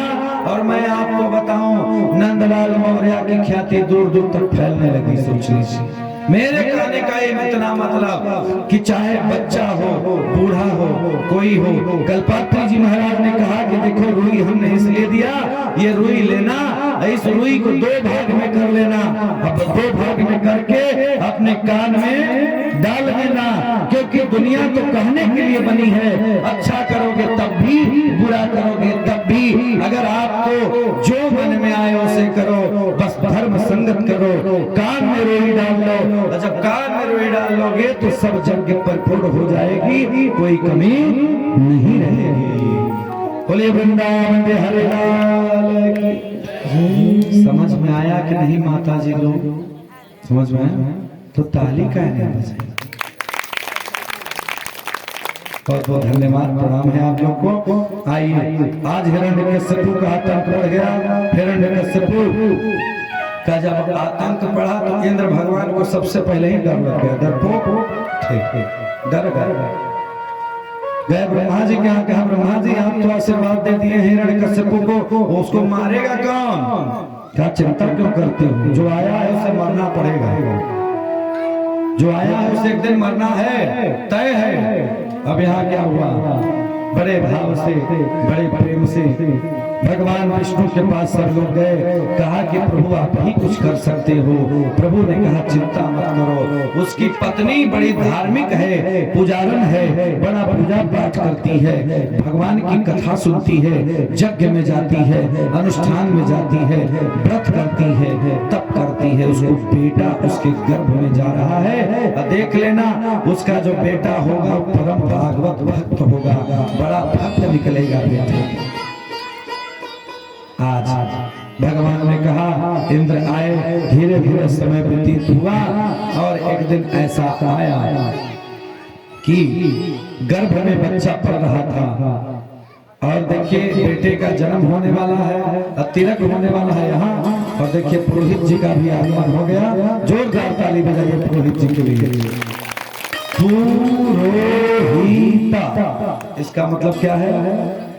पुरोहिता, जो पुरोहित पूर्ण प्रकार से अपने जजमान का कल्याण करे वो है पुरोहित। पुरोहित आजकल कलयुग में जानते हो क्या है? आप पुरोहित हैं, लेकिन और जगह, एक जगह मैं गया, वहाँ जजमान ने कहा बाबा हमार उपरहिता आवत हो। का उपरहिता? उपरहिता का मतलब हुआ जो ऊपर ही ऊपर रह जाए, ऊपर ही ऊपर रह जाए, कभी रहित ना हो, वह है उपरहिता। अब पुरोहित वो है जो पूरे प्रकार से जजमान का हित करवा दे, वो है पुरोहित। पुरोहित के लिए जोरदार ताली बजाइए। बहुत अच्छे विद्वान हैं आप। थोड़ी व्यस्तता थी, पहले दिन आए और अंतिम दिन आए, नियम है। वाह, बहुत बढ़िया। बोले वृंदावन बिहारी लाल की। महाराज आज हिरण्यकश्यपु की धर्मपत्नी गर्भ होती है, पूजा कर रही थी। पूजा करते करते भगवान ने आशीर्वाद दे दिया। अब भगवान की कृपा से आज लाला का जन्म हो गया। जब जन्म हुआ गांव वाले आ गए, गुरुजी आ गए, पुरोहित जी आ गए, नामकरण संस्कार हो गया। नामकरण संस्कार हो गया। उसके गुरुजी आए। गुरुजी का नाम है संडामार्क जी। क्या नाम है गुरुजी का? उनका नामों के जाओ भाई, राक्षस है, शुक्राचार्य जी के पुत्र है। बलि बलि की यज्ञ शुक्राचार्य करा रहे थे महाराज। राक्षसों के गुरु थे, पुरोहित थे। और उतने में भगवान वामन भगवान आ गए। बलि ने देखा, कहा कि कहिए प्रभु आप आए, क्या चाहिए? भगवान ने कहा तू देना है तो सब दे दो। बलि ने कहा कि ले लीजिए, संकल्प लगा करने। जब संकल्प लगा करने तो महाराज गुरुजी ने मना किया शुक्राचार्य जी ने कि बेटा ज्यादा मत दो, ज्यादा उसी को दे दोगे तो हमको क्या बचेगा। मना किए, लेकिन महाराज बलि नहीं माना, बड़ी दानी था। और जल जो होता है कमंडलू वाला, जो बाबा जी लोग लेके चलते हैं, वो कमंडलू में जल बलि ने लिया हाथ में, लेकिन लेने जा रहा था प्यारे। हुआ क्या, उस कमंडलू की नोकीले भाग में जाके शुक्राचार्य जी बैठ गए। कौन? शुक्राचार्य जी, पुरोहित जी बैठ गए। और उतना में भगवान ने देखा, कौन? वामन भगवान ने देखा, 52 अंगुल के थे। देखा कि अरे यार ये तो संकल्प वो नहीं करने देगा। और उठाए कुछ समझ रहे हैं ना, जिससे संकल्प होता है नोकीला भाग। माता जी रोज आप संकल्प लेती हैं, नोकीला भाग भगवान ने उठाया और वह जो है कुशवा उसी लोटा में डाल दिए। और जब डाले तो महाराज शुक्राचार्य जी ऐसे आंख खोल के देख ही रहे थे, एक तो आँखिया में वो पड़ गया, और जब पड़ गया तो धारा निकलने लगी खून की, एक आंख गायब हो गई शुक्राचार्य जी की। सोचिए ऐसे ऐसे भी गुरु हैं कि अपने चेला का कल्याण करने के लिए आंख का दान कर देते हैं। हाँ? वहीं शुक्राचार्य के सुपुत्र जी हैं संडामर्क जी। क्या नाम है? संडामर्क जी। नामकरण हुआ और नाम पड़ गया बेटवा का प्रहलाद। क्या नाम पड़ा? प्रहलाद। बहुत बड़ा भक्त हुआ भगवान का। थोड़ा बड़ा हुआ तो उसके पिताजी ने कहा, हिरण्यकश्यपु ने, क्योंकि हिरण्यकश्यपु विश्वविद्यालय था उस समय, किसके लिए? जितने भी राक्षस के लड़के थे उसी में पढ़ते थे जाकर। हिरण्यकश्यपु विश्वविद्यालय, जैसे आज हम लोग का है संपूर्णानंद संस्कृत विश्वविद्यालय, वैसे ही हिरण्यकश्यपु विश्वविद्यालय था। पूर्वांचल विश्वविद्यालय भी है, कई लोग पढ़े हैं। तो महाराज अपने बेटवा को पढ़ाई के लिए भेज दिया। ध्यान से सुनिएगा बेटिया बहनों, पढ़ाई के लिए भेज दिया। और जब पढ़ाई के लिए भेजा तो उसके गुरु थे संडामर्क जी महाराज। पढ़ाते थे कि बेटवा पढ़ो, गा से गधा, तो भक्त था, पढ़ देता था गा से गणेश। फिर वो पढ़ाते थे का से काजल, तो पढ़ देता था का से कमल, क्योंकि वो भगवान का भक्त था। अब फिर एक दिन की बात है, सब शिष्य बैठे हुए थे, गुरु जी ने पढ़ाया, बेटा पढ़ो कि भगवान में शक्ति नहीं है, भगवान में भक्ति नहीं है। उसने पढ़ दिया कि भगवान में शक्ति है, भगवान में भक्ति है। पढ़ाया राम, पूछा, जैसे टीचर लोग पढ़ाते हैं तो बच्चों से प्रश्न करते हैं, बेटा राम का मतलब बताओ। उसने बताया राम वह है जो सराहनीय कार्य करे, रास्ते वाला कार्य करे, जो बड़े छोटे सबका सम्मान करे, वह है राम। गुरुजी ने इंग्लिश पढ़ाया, बोला कि इंग्लिश पढ़ो, क्योंकि राम हिंदी जो है वो सनातन धर्मावलंबी है, इंग्लिश जो है विदेशियों की पहचान है। तो राम पढ़ा RAM, बिटिया ना क्या होगा? राम। संडामर्क जी ने कहा कि इसका फुल फॉर्म बताओ तुम। आज प्रहलाद ने कहा राइट एक्शन मैन अर्थात राम, जो राइट एक्शन ले वह है राम। अरे महाराज इतना सुनते ही गुरु जी की तो चुंडिये खड़ी हो गई, चुंडी खड़ी, बिस्तरा गोल, हालत खराब। क्या गुरु जी ने कहा बेटा आजा पढ़ ले, पढ़ाने लगे, लेकिन उसको तो पढ़ाई है समझ ही नहीं आए। एक दिन गुरु जी कहीं चले गए और आज अपने ही व्यास मंच पर बैठ गया प्रहलाद। आके सारे अपने जितने भी थे न उसके सहयोगी छोटे छोटे बच्चे पढ़ाने लगा कि पढ़ लो क्या?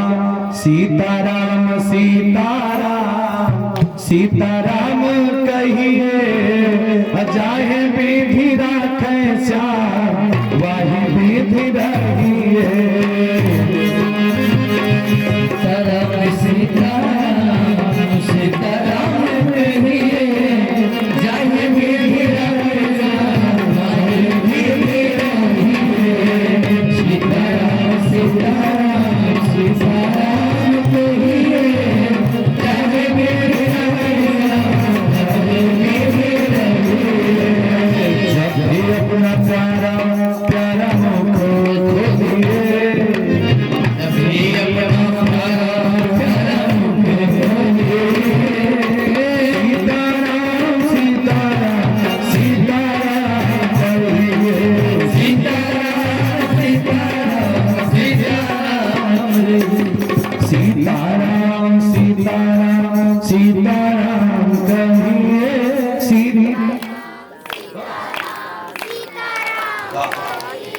देख लीजिए कितनी ताकत है, बहुत बढ़िया लगा। फिर से बोलो सीताराम सीताराम सीताराम कहिए, जाहे विधि राखरा भाई निधि रहिए। सीताराम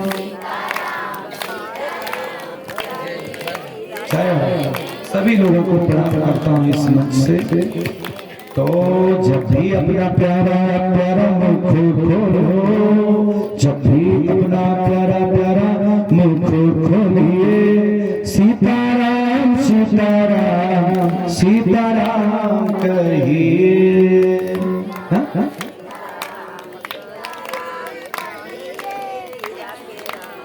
बहुत बढ़िया। बोलिए भक्तवत्सल भगवान की। ये मुख अपना जब खोलो तो भगवान का नाम जरूर लो, सुबह उठते समय। कब? सुबह उठते समय। उठते ही गाली मत देना, गाली मत दीजिएगा। आप लोग तो संस्कारिक औरतें हैं। अगर मान लो पता लगा बिस्तर पर हैं तभी जो है फोन मत उठाना। पहले उठो तो पृथ्वी को प्रणाम करो, लेकिन उससे पहले अपने हथेली को खोलो और पढ़ो कराग्रे वस्ते लक्ष्मी कर मध्य सरस्वती कर मूले स्थितो ब्रह्मा प्रभाते कर दर्शनम। ये मंत्र ना आए कोई बात नहीं, पहले इसको देखो कि बारे भगवान कितना बड़ा भाग्य है मेरा, मेरे हाथ कितने अच्छे हैं। बस उसके बाद एक शीशा रख लो सामने, शीशा में अपने चेहरे को देखो, बारे भगवान आपने हमको कितना बढ़िया बनाया। अरे महाराज अपने से बढ़िया इस दुनिया में कोई नहीं होता है। जो अपने को अच्छा मान लिया उससे दुनिया में कोई अच्छा नहीं है, जो अपने को बुरा मान लिया उससे बुरा कोई नहीं है। इसलिए प्यारे सब अपने को अच्छा मानो, मैं तो अपने को अच्छा मानता हूँ। सत्य अभिमान को सर्जना चाहिए, भ्रष्ट अभिमान को वर्जना चाहिए। प्यारे क्या हुआ कि सुबह उठिए तो ये काम करिए, और पृथ्वी माता पर अपना पैर रखने से पहले एक बार पृथ्वी को प्रणाम कर लीजिएगा। मात्र यही 3 काम आप करिएगा, मैं जान जाऊंगा कि मेरी कथा सार्थक है। मैंने जो कहा उसको आप लोगों ने सुना। जरूरी ये नहीं है कि भगवान क्या क्या किए, हम क्या करते हैं, जरूरी इस बात का है प्यारे। कोई कितना बड़ा राजा बन जाए, कोई कितना बड़ा योद्धा बन जाए, कोई कितना बड़ा कुछ बन जाए, लेकिन खाएगा चावल और दाल, रोटी और सब्जी। तो इसलिए हमारा कृषि प्रधान देश है, भाग्यशाली है हम लोग कि महाराज धान की सिल्लियां लग जाती हैं, उस पे भी किसान चढ़ जाता है अपने पैरों से। हम लोग इतने भाग्यशाली हैं कि उस अन्न पर भी चढ़ जाते हैं। बारे भगवान वही अन्न भगवान ठाकुर जी के पूजा में चढ़ता है, वही अन्न यहाँ भगवान की वेदी बनती है। क्यों? वेदी तो गेहूं से भी बन सकती थी ना, चावल से क्यों बनती है? विवाह में लावा क्यों पूजा जाता है धान का? उसका कारण है प्यारे, जैसे पति और पत्नी का प्रेम एक दूसरे को होता है, लावा को धान को कितना भी भूजोगे, खूब पीसोगे, तब कुछ न कुछ जो है वो लगा ही रहेगा। यह पति पत्नी का प्रेम भारत की सभ्यता रही है। हम लोग कितना भी पति पत्नी में युद्ध हो जाए, फाइटिंग हो जाए, लेकिन माताएं जब दर्पण देखेंगी सुबह सुबह तो यही कहेंगी कि मेरा पति नाम है सच्चा, जग में झूठा ये संसार, तेरे बिन साजन लागे न मन हमारा।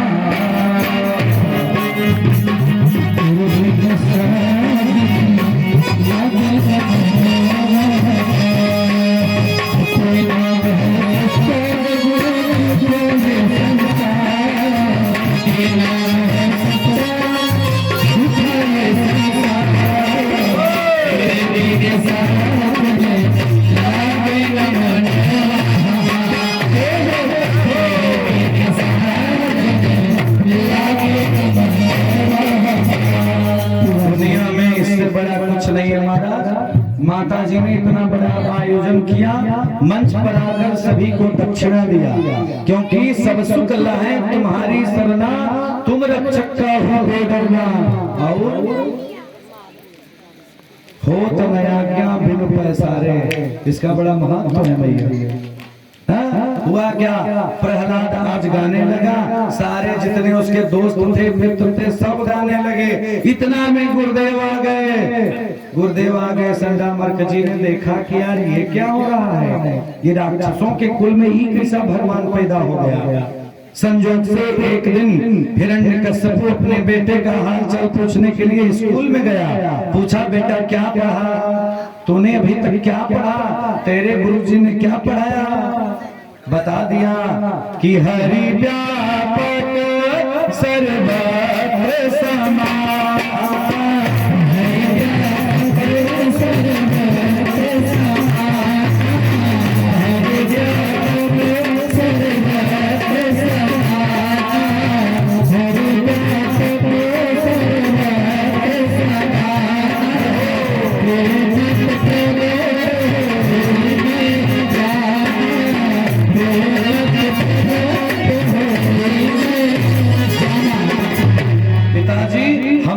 कक्षा में पढ़ा है क्या कि हरि व्यापक सर्वत्र समाना, भगवान सब जगह है लेकिन प्रेम की आवश्यकता है उनको। हमने पढ़ा केवट ने प्रेम किया भगवान उसको मिले, सबरी ने प्रेम किया उसको भगवान मिले, वशिष्ठ जी ने प्रेम किया भगवान उनको मिले। दुनिया में जो भगवान से प्रेम करेगा सब जगह भगवान, हम में तुम में खड़खंभ में भगवान। हिरण्यकश्यप की हालत खराब होगी। कहा कि अरे यार ये कौन पढ़ाया, बुलाया यहाँ। अच्छा, जो मूर्ख लोग होते हैं बतियों गजब करते हैं। सही बाबा जी, जैसे कोई होता है तो कहता है गुरु महाराज, महाराज जी, आचार्य जी। एक जगह हमने कथा सुना, 10 साल पहले की बात है। चेला ने कहा, ए गुरु, हम कह यार तो बनारस में चलता है। फिर बोले, ए गुरु, अब विद्यार्थी जी साथ में थे। कहा कि आज 5 ठो कथा सुनेंगे सत्यनारायण भगवान का। हम कहे 5 ठो? कहे हाँ हाँ। हम कहे क्यों, एक जगह सुनोगे तो नहीं काम चलेगा? कहे नहीं, 5 जगह मनौती है। ठीक। हम कहे भैया हाँ तो दोपहरिया में ना जब सुनाओगे, दोपहरिया में जेठ के मैं नहीं जाऊंगा, आराम पर इंसान हूँ, घर में छोटा लड़का हूँ। बड़े पिताजी, चाचा और पिताजी को मिला के 7वें नंबर पर मेरा स्थान है। 7 भाइयों में 7वें नंबर। अब आप समझ लो, घर का छोटका लड़का, छोटकी बहू, बड़ी आराम फर्क होते हैं, आराम से रहना पसंद करते हैं। हमने कहा भाई विद्यार्थी जी, अब बेचारे क्या करें। अच्छा भैया, आप लोग ये बताओ कि क्या लक्ष्मण जी चाहते तो धनुषवा नहीं तोड़ देते? लक्ष्मण जी जब धनुष यज्ञ था, राम जी तोड़े ना, अगर चाहते तो क्या धनुष न तोड़ देते? तोड़ देते। लेकिन क्या कहा लक्ष्मण जी ने परशुराम से, है ब्राह्मण देवता, कह ही न सकत रघुवीर। मन तो है धनुष तोड़ने का, लेकिन रघुवीर बैठे हैं। मैंने विद्यार्थी जी को बुलाया। अब बेचारे क्या करें, हमने कहा जाइए 5 जगह इनको कथा सुनाइए।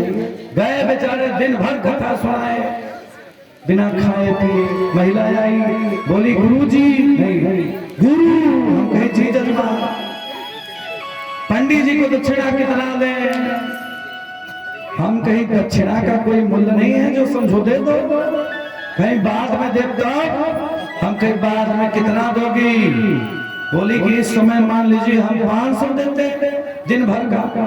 तो हम कहीं मैया जो देना है वही दे दो, और नहीं एक रात अगर दक्षिणा रह गई तो दूना हो जाएगी, 3 रात दक्षिणा रह गई तो 3 गुना हो जाएगी, 4 रात रह गई तो 4 गुना, 5 रात 5 गुना। समझ लो, मैं नहीं कहता, भागवत में लिखा है जिसको देना है, चाहे वो सेवक हो चाहे कोई हो, जो देना है उसका मेहनताना तुरंत ही दे दो। अब बाद में दोगे तो महाराज 500 का पंडित 5000 निकाल लेगा। तो ये माता दे दो। कहा गुरु खत्म हो गया। हम कहे 14 दे दो, तो जाकर बेच रही है पंडित जी। महाराज कहने का एक से एक चेला मिल जाते हैं, बड़ा आनंद आता है। बोलिए वृंदावन बिहारी लाल की जय। जानते हैं जैसे कोई नौकरी पर गया हो, एक बात समझिए, और दशहरा पर अपने घर आवे, दुल्हन को साड़ी लेके आनी है, और फैक्ट्री वाला कह दे कि भैया ऐसा है कि इस समय नहीं देंगे पेमेंट, बाद में देंगे, तो भैया हम लोग की नौकरी है। झूठ क्या बोलना, सबकी नौकरी यही है, क्योंकि नौकरी भगवान की सबसे बड़ी होती है प्यारे। आज गुरु जी को बनाए, गुरु कैसा पढ़ाए बच्चे को, भगवान का नाम ले रहा है, देखते नहीं लिखा है हिरण्यकश्यप विश्वविद्यालय राक्षसराज। हिरण्यकश्यप की बातें सुनकर पंडित जी की हालत हो, क्या करें बेचारे। कहे गुरु राजा साहब एक बार और दे दीजिए जगह, अगली बार सही कर दूंगा चेला को। चला गया आज हिरण्यकश्यप घर, फिर प्रहलाद को पढ़ाना गुरु जी शुरू किए। आज गुरुवे जी को प्रहलाद पढ़ाने लगा, कहा हे गुरु जी, जन्म जन्म मुनि जाता न कराही,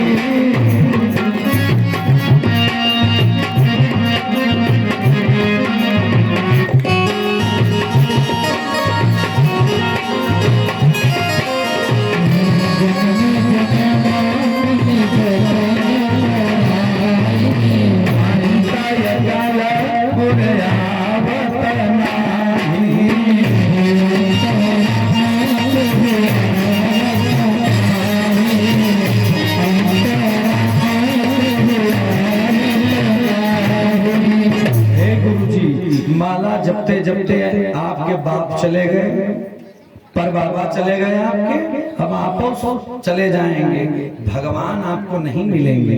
लेकिन देखिएगा ये प्रहलाद भगवान को जमीन पर उतार देगा। गुरुजी ने कहा है मूर्ख बालक, तुझसे भगवान आएंगे। प्रहलाद ने कहा कि जन्म जन्म मुनि जतन कराही, मुनि लोग जब करते करते मर जाते हैं फिर भी भगवान नहीं आते, अंत काल पुरयावत नहीं। लेकिन आप ये जान लीजिए कि भगवान सबसे सर्वोपरि हैं, इस दुनिया में उनसे बड़ा कोई नहीं। गुरु जी को नहीं समझ में आया। आज गुरु जी ने उसको विद्यालय से निकाल दिया प्रहलाद को कि राजा को बुला करके ले जाओ, तुम्हारा बेटा उदंड है। पहुंच गए, हिरण्यकश्यप ने कहा कि ऐ राक्षस राज के जितने भी समुदाय के लोग तो ले जाओ, इसको पहाड़ से गिरा कर मार दो। इतना ही नहीं, इस पे 10 चक्का चढ़ा दो, मर जाए। ऐसा बेटा रहने से बेकार है जो राक्षस कुल का होकर भगवान का नाम लेता है। इतना ही नहीं, वाहन होलिका को बुलाओ, लकड़ी में आग लगाओ, उसी में बहन बैठ जाओ, जला दो। होलिका बहन जल गई और प्रहलाद बढ़िया बच गया। बहुत प्रयास किया मारने का, फिर भी प्रहलाद जी को कुछ नहीं हुआ। एक समय की बात है, आज अपने घर में खंभे में, मोटे से खंभे में बांध देता है, और आज अपने पेट में नाराज है प्रहलाद से, और प्रहलाद से कहता है कहाँ है तेरा भगवान, बुला। अपने अस्त्र को उठाता है, तलवार को धारदार, कहता है बुला अपने भगवान को, कहाँ है तेरा भगवान। आज प्रहलाद छोटा सा बालक है। प्रहलाद ने कहा कि हम में, तुम में, खड़गखंभ में भगवान, सब जगह भगवान, हरि बराबर सर्वत्र समाना, सब जगह है। हिरण्यकश्यप ने कहा बुला। आज प्रहलाद ने 5 स्तुति का गायन कर दिया, स्तुति गायन किया। अच्युतां केशवं राम नारायण कृष्ण दामोदरं वासुदेवं हरे।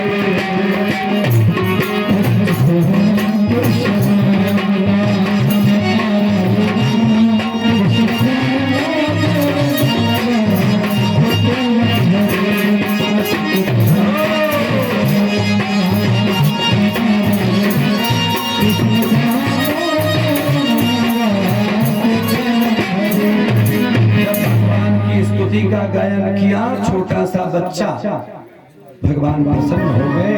और जब ही उस खम्भे के तरफ उसकी तलवार पहुंची, जब ही प्रहलाद की तरफ पहुंचने वाली थी, हड़हड़ा करके खंभा फटा और स्वयं भगवान का अवतार हो गया। प्यारे प्रेम से बोलिए कृष्ण भगवान की, सिंह भगवान भगवान का अवतार हो गया, बालक को अपने पीछे किए। इतना भगवान आज रुष्ट थे कि लगता था स्वयं महाकाल खड़ा हो गया जाके और अपनी जंघा पर लिया। भगवान ने हिरण्यकश्यप को कहा, प्रहलाद के पिता हिरण्यकश्यप से भगवान ने कहा कि तुझको वरदान था कि तू भगवान के बनाए हुए 12 महीने में नहीं मरोगे ना, 13वां महीना है। जैसे हर साल लगता है तीसरे साल, उसको क्या बोलते हैं? मलमास, 13 अधिमास इसको बोलते हैं। तो 13वां महीना भगवान तुम्हारे लिए मैं बनाया हूँ, आज तेरा अंत होगा। तूने कहा था कि मैं न दिन में मरूं न रात में मरूं, तो न दिन है न रात्रि है, ये शाम होने वाली है। तो इसलिए तूने कहा था कि मैं न जमीन पे मरूं न आकाश पे मरूं, न जमीन है न आकाश है, मेरा जंघा है। और तूने ये वरदान ब्रह्मा से मांगा था कि मैं किसी न मनुष्य से मरूं न देवता से मरूं, तो ना ही मैं मनुष्य हूँ ना ही देवता हूँ, इस समय नरसिंह भगवान के रूप में हो है। तू देख, तूने कहा था कि न मैं अस्त्र से मरूं न शस्त्र से मरूं, देखो न मेरे पास चाकू है ना ही तलवार है, मैं मेरा नाखून देख लो, इसी से तुम्हारे शरीर का विदर्ण करूंगा। आज भगवान ने पूरी छाती को ऐसे खोल दिया और पूरा शरीर ऐसे नोच दिया जैसे महाराज लगता था कि अकाल पड़ा हो। जैसे अकाल पड़ता है तो भूमि खराब हो जाती है, वैसे ही महाराज आज हिरण्यकश्यप का अंत हो गया। भगवान आज इतना रुष्ट है प्यारे कि लगता था कि पूरी पृथ्वी कंपायमान हो गई, सब लोगों के यहाँ समस्या होने लगी। तब ब्रह्मादि देवता जितने भी थे, इंद्रादि देवताओं ने छोटे से नन्हे से प्यारे से बालक से कहा, प्रहलाद अब तुम ही कुछ कर सकते हो। प्रहलाद हाथ जोड़ के भगवान के पास गया। अब भगवान ने जब ही बच्चे को देखा तो 12 बच्चों का लगाव, भगवान की सारी गुस्सा शांत हो गई। भगवान ने प्रहलाद को गोदी में लिया और खिलाने लगे। कहा, हे बेटा तू जान लो, चाहे वो कोई असक्त हो, गरीब हो, पिछड़ा हो, नारी हो, स्त्री हो, पुरुष हो, कोई भी हो, अगर दिल से याद करेगा उसके लिए भगवान आता है। इसलिए भक्त के बस में है भगवान। अंतिम में राजा परीक्षित ने कहा, बड़ी सुंदर कथा हमने सुना गुरुदेव, अंत में हमको ये बताइए कि घोर कलयुग जब आएगा, 12 स्कंद की शुरुआत हुई, घोर कलयुग आएगा तो क्या क्या होगा और कब भगवान आएंगे ये बताइए।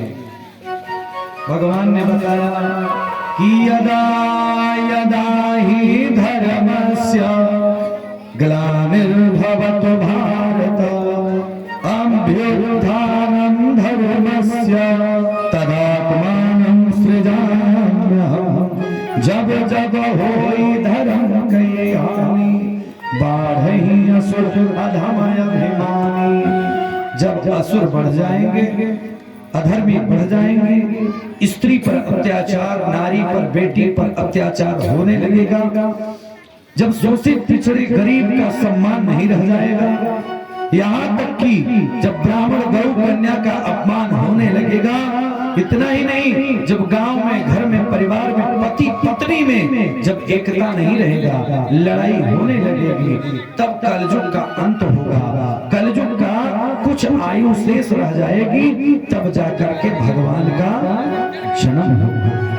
और शादी विवाह में चकवड़ के नीचे जब बारात लगने लगेगी, तब समझ लो कि घोर कलयुग आ गया। चकवड़ के नीचे इतने छोटे लोग हो जाएंगे, लंबाई छोटी हो जाएगी। और बताया, परीक्षित ने कहा कि गुरुदेव ये बताइए कि व्यक्ति का कल्याण कैसे हो, किस विधि से हो। अब ये बताइए कि कलयुग में भी भगवान आएंगे, जैसे द्वापर में आए, त्रेता में आए, सतयुग में आए, तो कलयुग में कैसे आएंगे। बताया कि कलयुग में आपको अगर कल्याण कराना है तो भगवान की कथा सुनिए, भगवान की कथा करिए, कन्या का विवाह करिए, कन्या का दान करिए, अच्छे से बातचीत करिए, क्योंकि ऐसी वाणी बोलिए कि मन चल कर ही आप बहु शीतल। वाणी में वो ताकत है कि दुश्मन को भी अपना बना लेती है। आज सुखदेव जी ने कहा कि राजा परीक्षित, इस बार फिर से उत्तर प्रदेश की पवित्र भूमि पर भगवान आएंगे। त्रेता में भी भगवान आया राम के रूप में, तो अयोध्या उत्तर प्रदेश में ही आया। द्वापर में कृष्ण आए तो मथुरा में वृंदावन में आए प्यारे, उत्तर प्रदेश की धरती। इस बार संभलपुर जिले में बड़े भाव से बड़े प्रेम से विष्णु यश पंडित जी के घर, किसके घर आएंगे भगवान इस बार? पंडित जी के घर आएंगे। अब उसमें से कौन पंडित होगा भगवान जाने, लेकिन लिखा है भागवत में कि श्री विष्णु यश नामक अच्छे विद्वान पंडित रहेंगे, उन्हीं की पत्नी के गर्भ से भगवान का जन्म होगा। इस कलयुग का जब अंत होगा तो उस समय कौन कौन रहेगा कौन नहीं रहेगा इसकी कोई गारंटी नहीं है। अंतिम में आज सुखदेव जी ने कहा कि बेटा परीक्षित, अब तो बताओ कि 7 दिनों तक तूने भागवत सुना, अब तुम ये बताओ कि तुम्हें चिंता सता रही है मरने की? परीक्षित ने कहा कि प्रभु, चिंता उसको सताती है ना जो जीवन में कुछ न किया हो। जिसने जीवन में सब कर लिया, सप्ताह भागवत सुन लिया, राजा पहले ही था, समाज की मैंने सेवा कर लिया, अब मुझे कुछ नहीं चाहिए, अब तो सिर्फ भगवान की गति चाहिए। तो हे प्रभु, क्या होना चाहिए? अब मुझे कोई दिक्कत नहीं है। भगवान की कृपा से सामने स्वयं तक्षक नाग आया। पूरा समाज था। तक्षक नाग ने परिक्रमा किया, यज्ञशाला की परिक्रमा किया, वेदी की परिक्रमा किया, फिर जजमान की परिक्रमा किया, व्यास की परिक्रमा किया और जाकर के प्रेम के साथ उनके नाखून में धीरे से अपने मुख को लगाया। वही तक्षक नाग जिसको श्राप था कि 7वें दिन काटेगा और मर जाएगा, तक्षक नाग गया, चरण स्पर्श किया, प्रणाम किया परीक्षित को। प्रणाम करने के बाद तक्षक नाग क्षण भर के लिए मूर्छा आ गए परीक्षित। फिर परीक्षित जगे।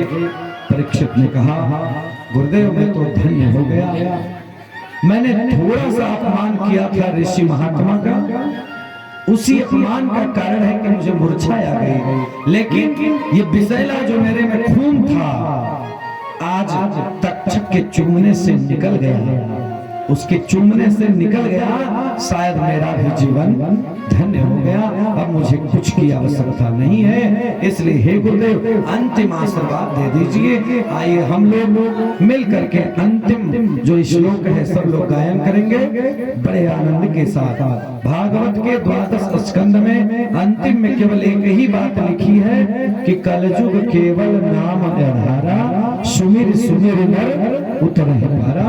उसी को संस्कृत में 2 मिनट बस इधर आ जाइए, संस्कृत में गायन करेंगे आप सब।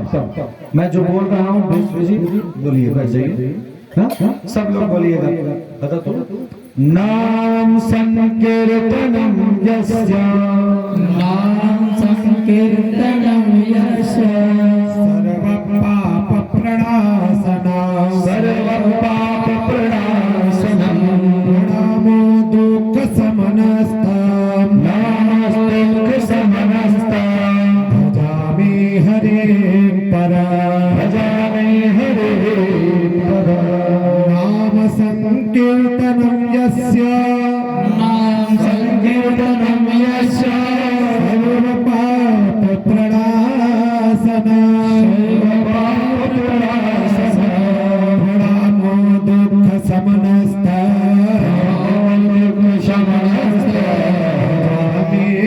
हरे परा, अंतिम में पूरे भागवत का एक ही श्लोक में दे दिया।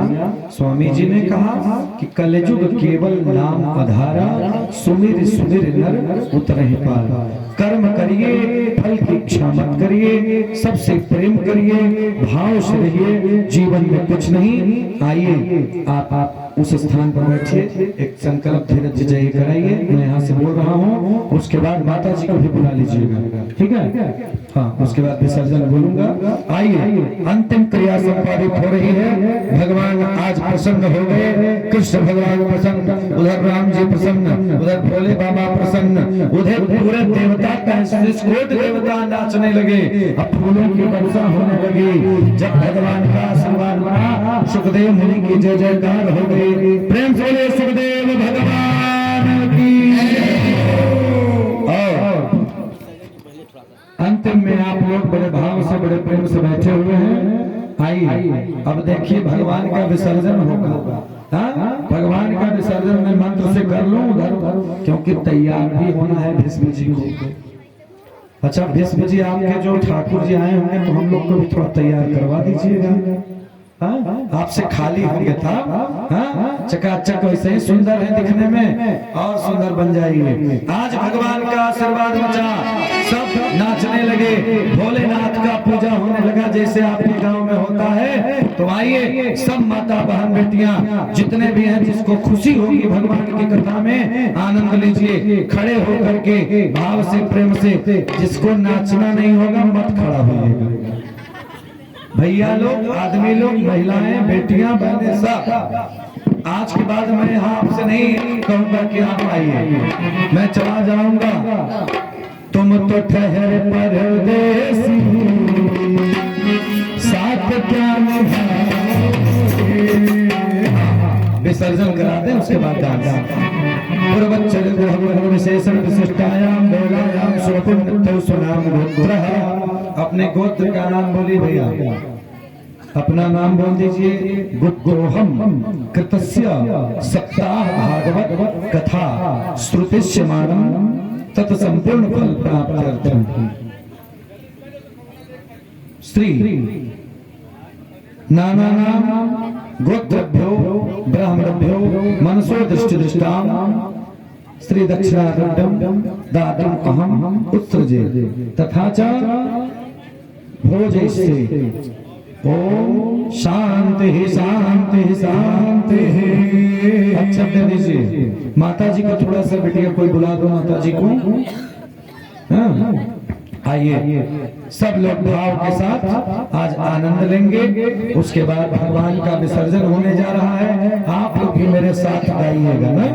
क्या गाना है कि अब जाओ नाथ विसर्जन फिर आना नाथ निमंत्रण।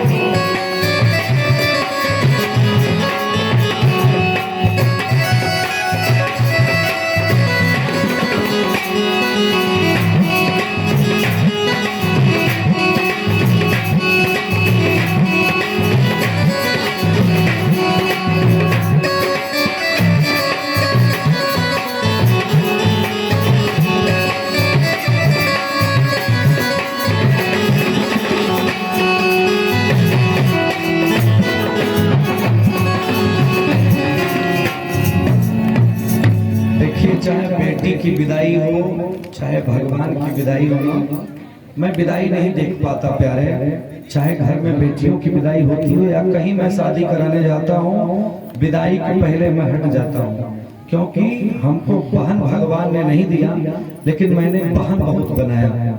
मैं सही बताऊं आपको, मैंने बहुत राखी लोगों से बंधवाया, और मैं क्या बताऊं आपको, बड़ी कृपा है आप लोगों की। अब हमारे भीष्म जी विसर्जन कर रहे हैं जो 33 कोट देवता है, और आप लोग यहाँ भगवान से विदाई मांग रहे हैं कि हे बाबा, हे भगवान, हम लोगों ने कथा सुना, जो भी हमारे कथा के दौरान जो भी कमी हुई होगी उसे क्षमा कर दीजिएगा। आपके घर कोई अतिथि आ जाए, बिटिया दामाद आ जाए, भगवान आ जाए, गुरु पुरोहित ब्राह्मण आ जाए तो क्षमा मांग लीजिए। जितनी गलती पहले आपने किया, जाते टाइम केवल इतना कह दीजिए कि प्रभु क्षमा करिएगा, अगली बार फिर आइएगा तो निश्चित है कि वो आपको छूट दे देगा, छोड़ देगा, आशीर्वाद ही देगा। तो इसलिए भगवान से क्षमा मांगिए। मेरे एक यजमान है, उनके यहाँ मैं जब जाता हूँ उनकी धर्मपत्नी बार बार यही कहती हैं, पंडित जी फिर आइएगा, आचार्य जी फिर आइएगा। ठीक है, तो आप हाथ जोड़ के बस यही भजन गाइए, क्योंकि मंत्राधीनम तो देवता, मंत्र से देवी देवता आते हैं और जाते हैं, भाव होना चाहिए। तो अब जाओ नाथ विसर्जन